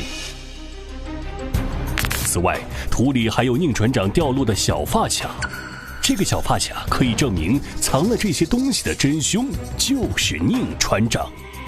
此外，本案中巴结之所以也进入了阵推，是因为宁船长在做仪式的时候，巴结身处方圆50米以内，所以被一同带进了阵推。哦，对，5形挂件。托尼的包上面有金木水火土，缺了哪一个是吧？包咱们真是忽略了。其实之前看那个包的时候是看见了那个5形的那个。你不觉得有些证据你忽略的反而是一些重要，但你重要的你全都怎么说？就是你反而觉得那些不重要的它是重要的。对，有时候就是会盯着这个嘛。对，太关注了。今天获得金钥匙的就是王卷王，白满颗粒度，恭喜送上金钥匙。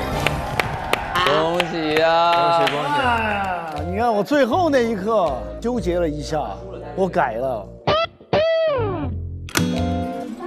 当当当当当当当当当当，哎，打不开了。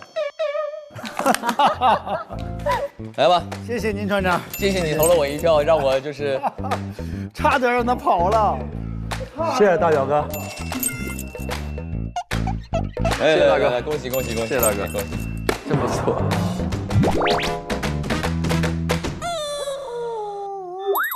那所以这些事情是怎么连起来的呢？现在我们只是凭就是谁不是失踪的人来断定，那我和他之间不，还是执念，因为执念最强的就是你和他。他就是要弄清楚他的儿子究竟有没有被背锅推下去。他的执念就是这个东西，而且他是有想跟我待在一起的想法的。对，当他发现儿子之后，他想留在这个空间。所以那封信里面写说那个执念最长的一个，执念最长的是他，你知道吗？其实那封信也是个关键证据。我所凶的唯一就是他的家人都在这儿，家人都在，他想和家人在一起，一个都不少。对，那这个故事里面到底有多少个空间啊？就是到底是在循环还是在平行？有平行有循环。由于执念的人进来了之后，所以他开始了循环。2次船的灾难是平行的，444号前边我开的那一次，和后边公司又把444号给到一个新船上，又造成了88年的2月7号的这一次的失踪。哇！今天这个故事挺厉害的。而且我觉得玩的还挺高级，这个执念对于一个人来说真的是挺可怕的一个事儿。对，所以我真觉得这期节目挺有现实意义的，能对应到我们的生活当中，我们每个人都有，谁也别说谁没有执念，说什么事儿我都能放下，那只是可能你没有遇到真正能够戳到你的那个事儿。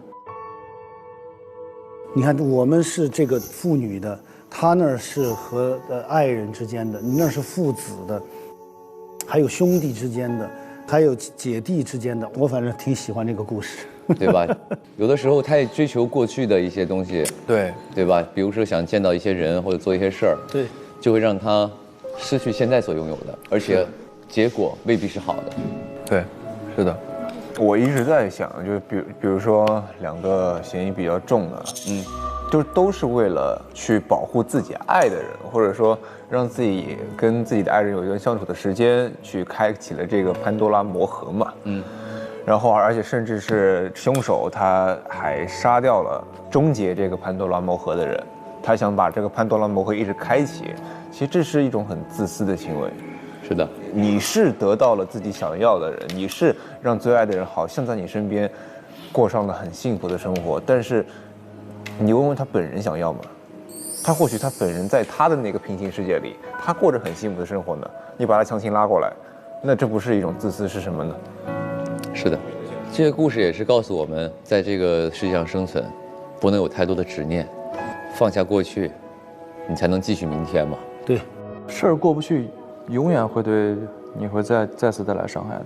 对，坐上火车那句话，往前走，别回头。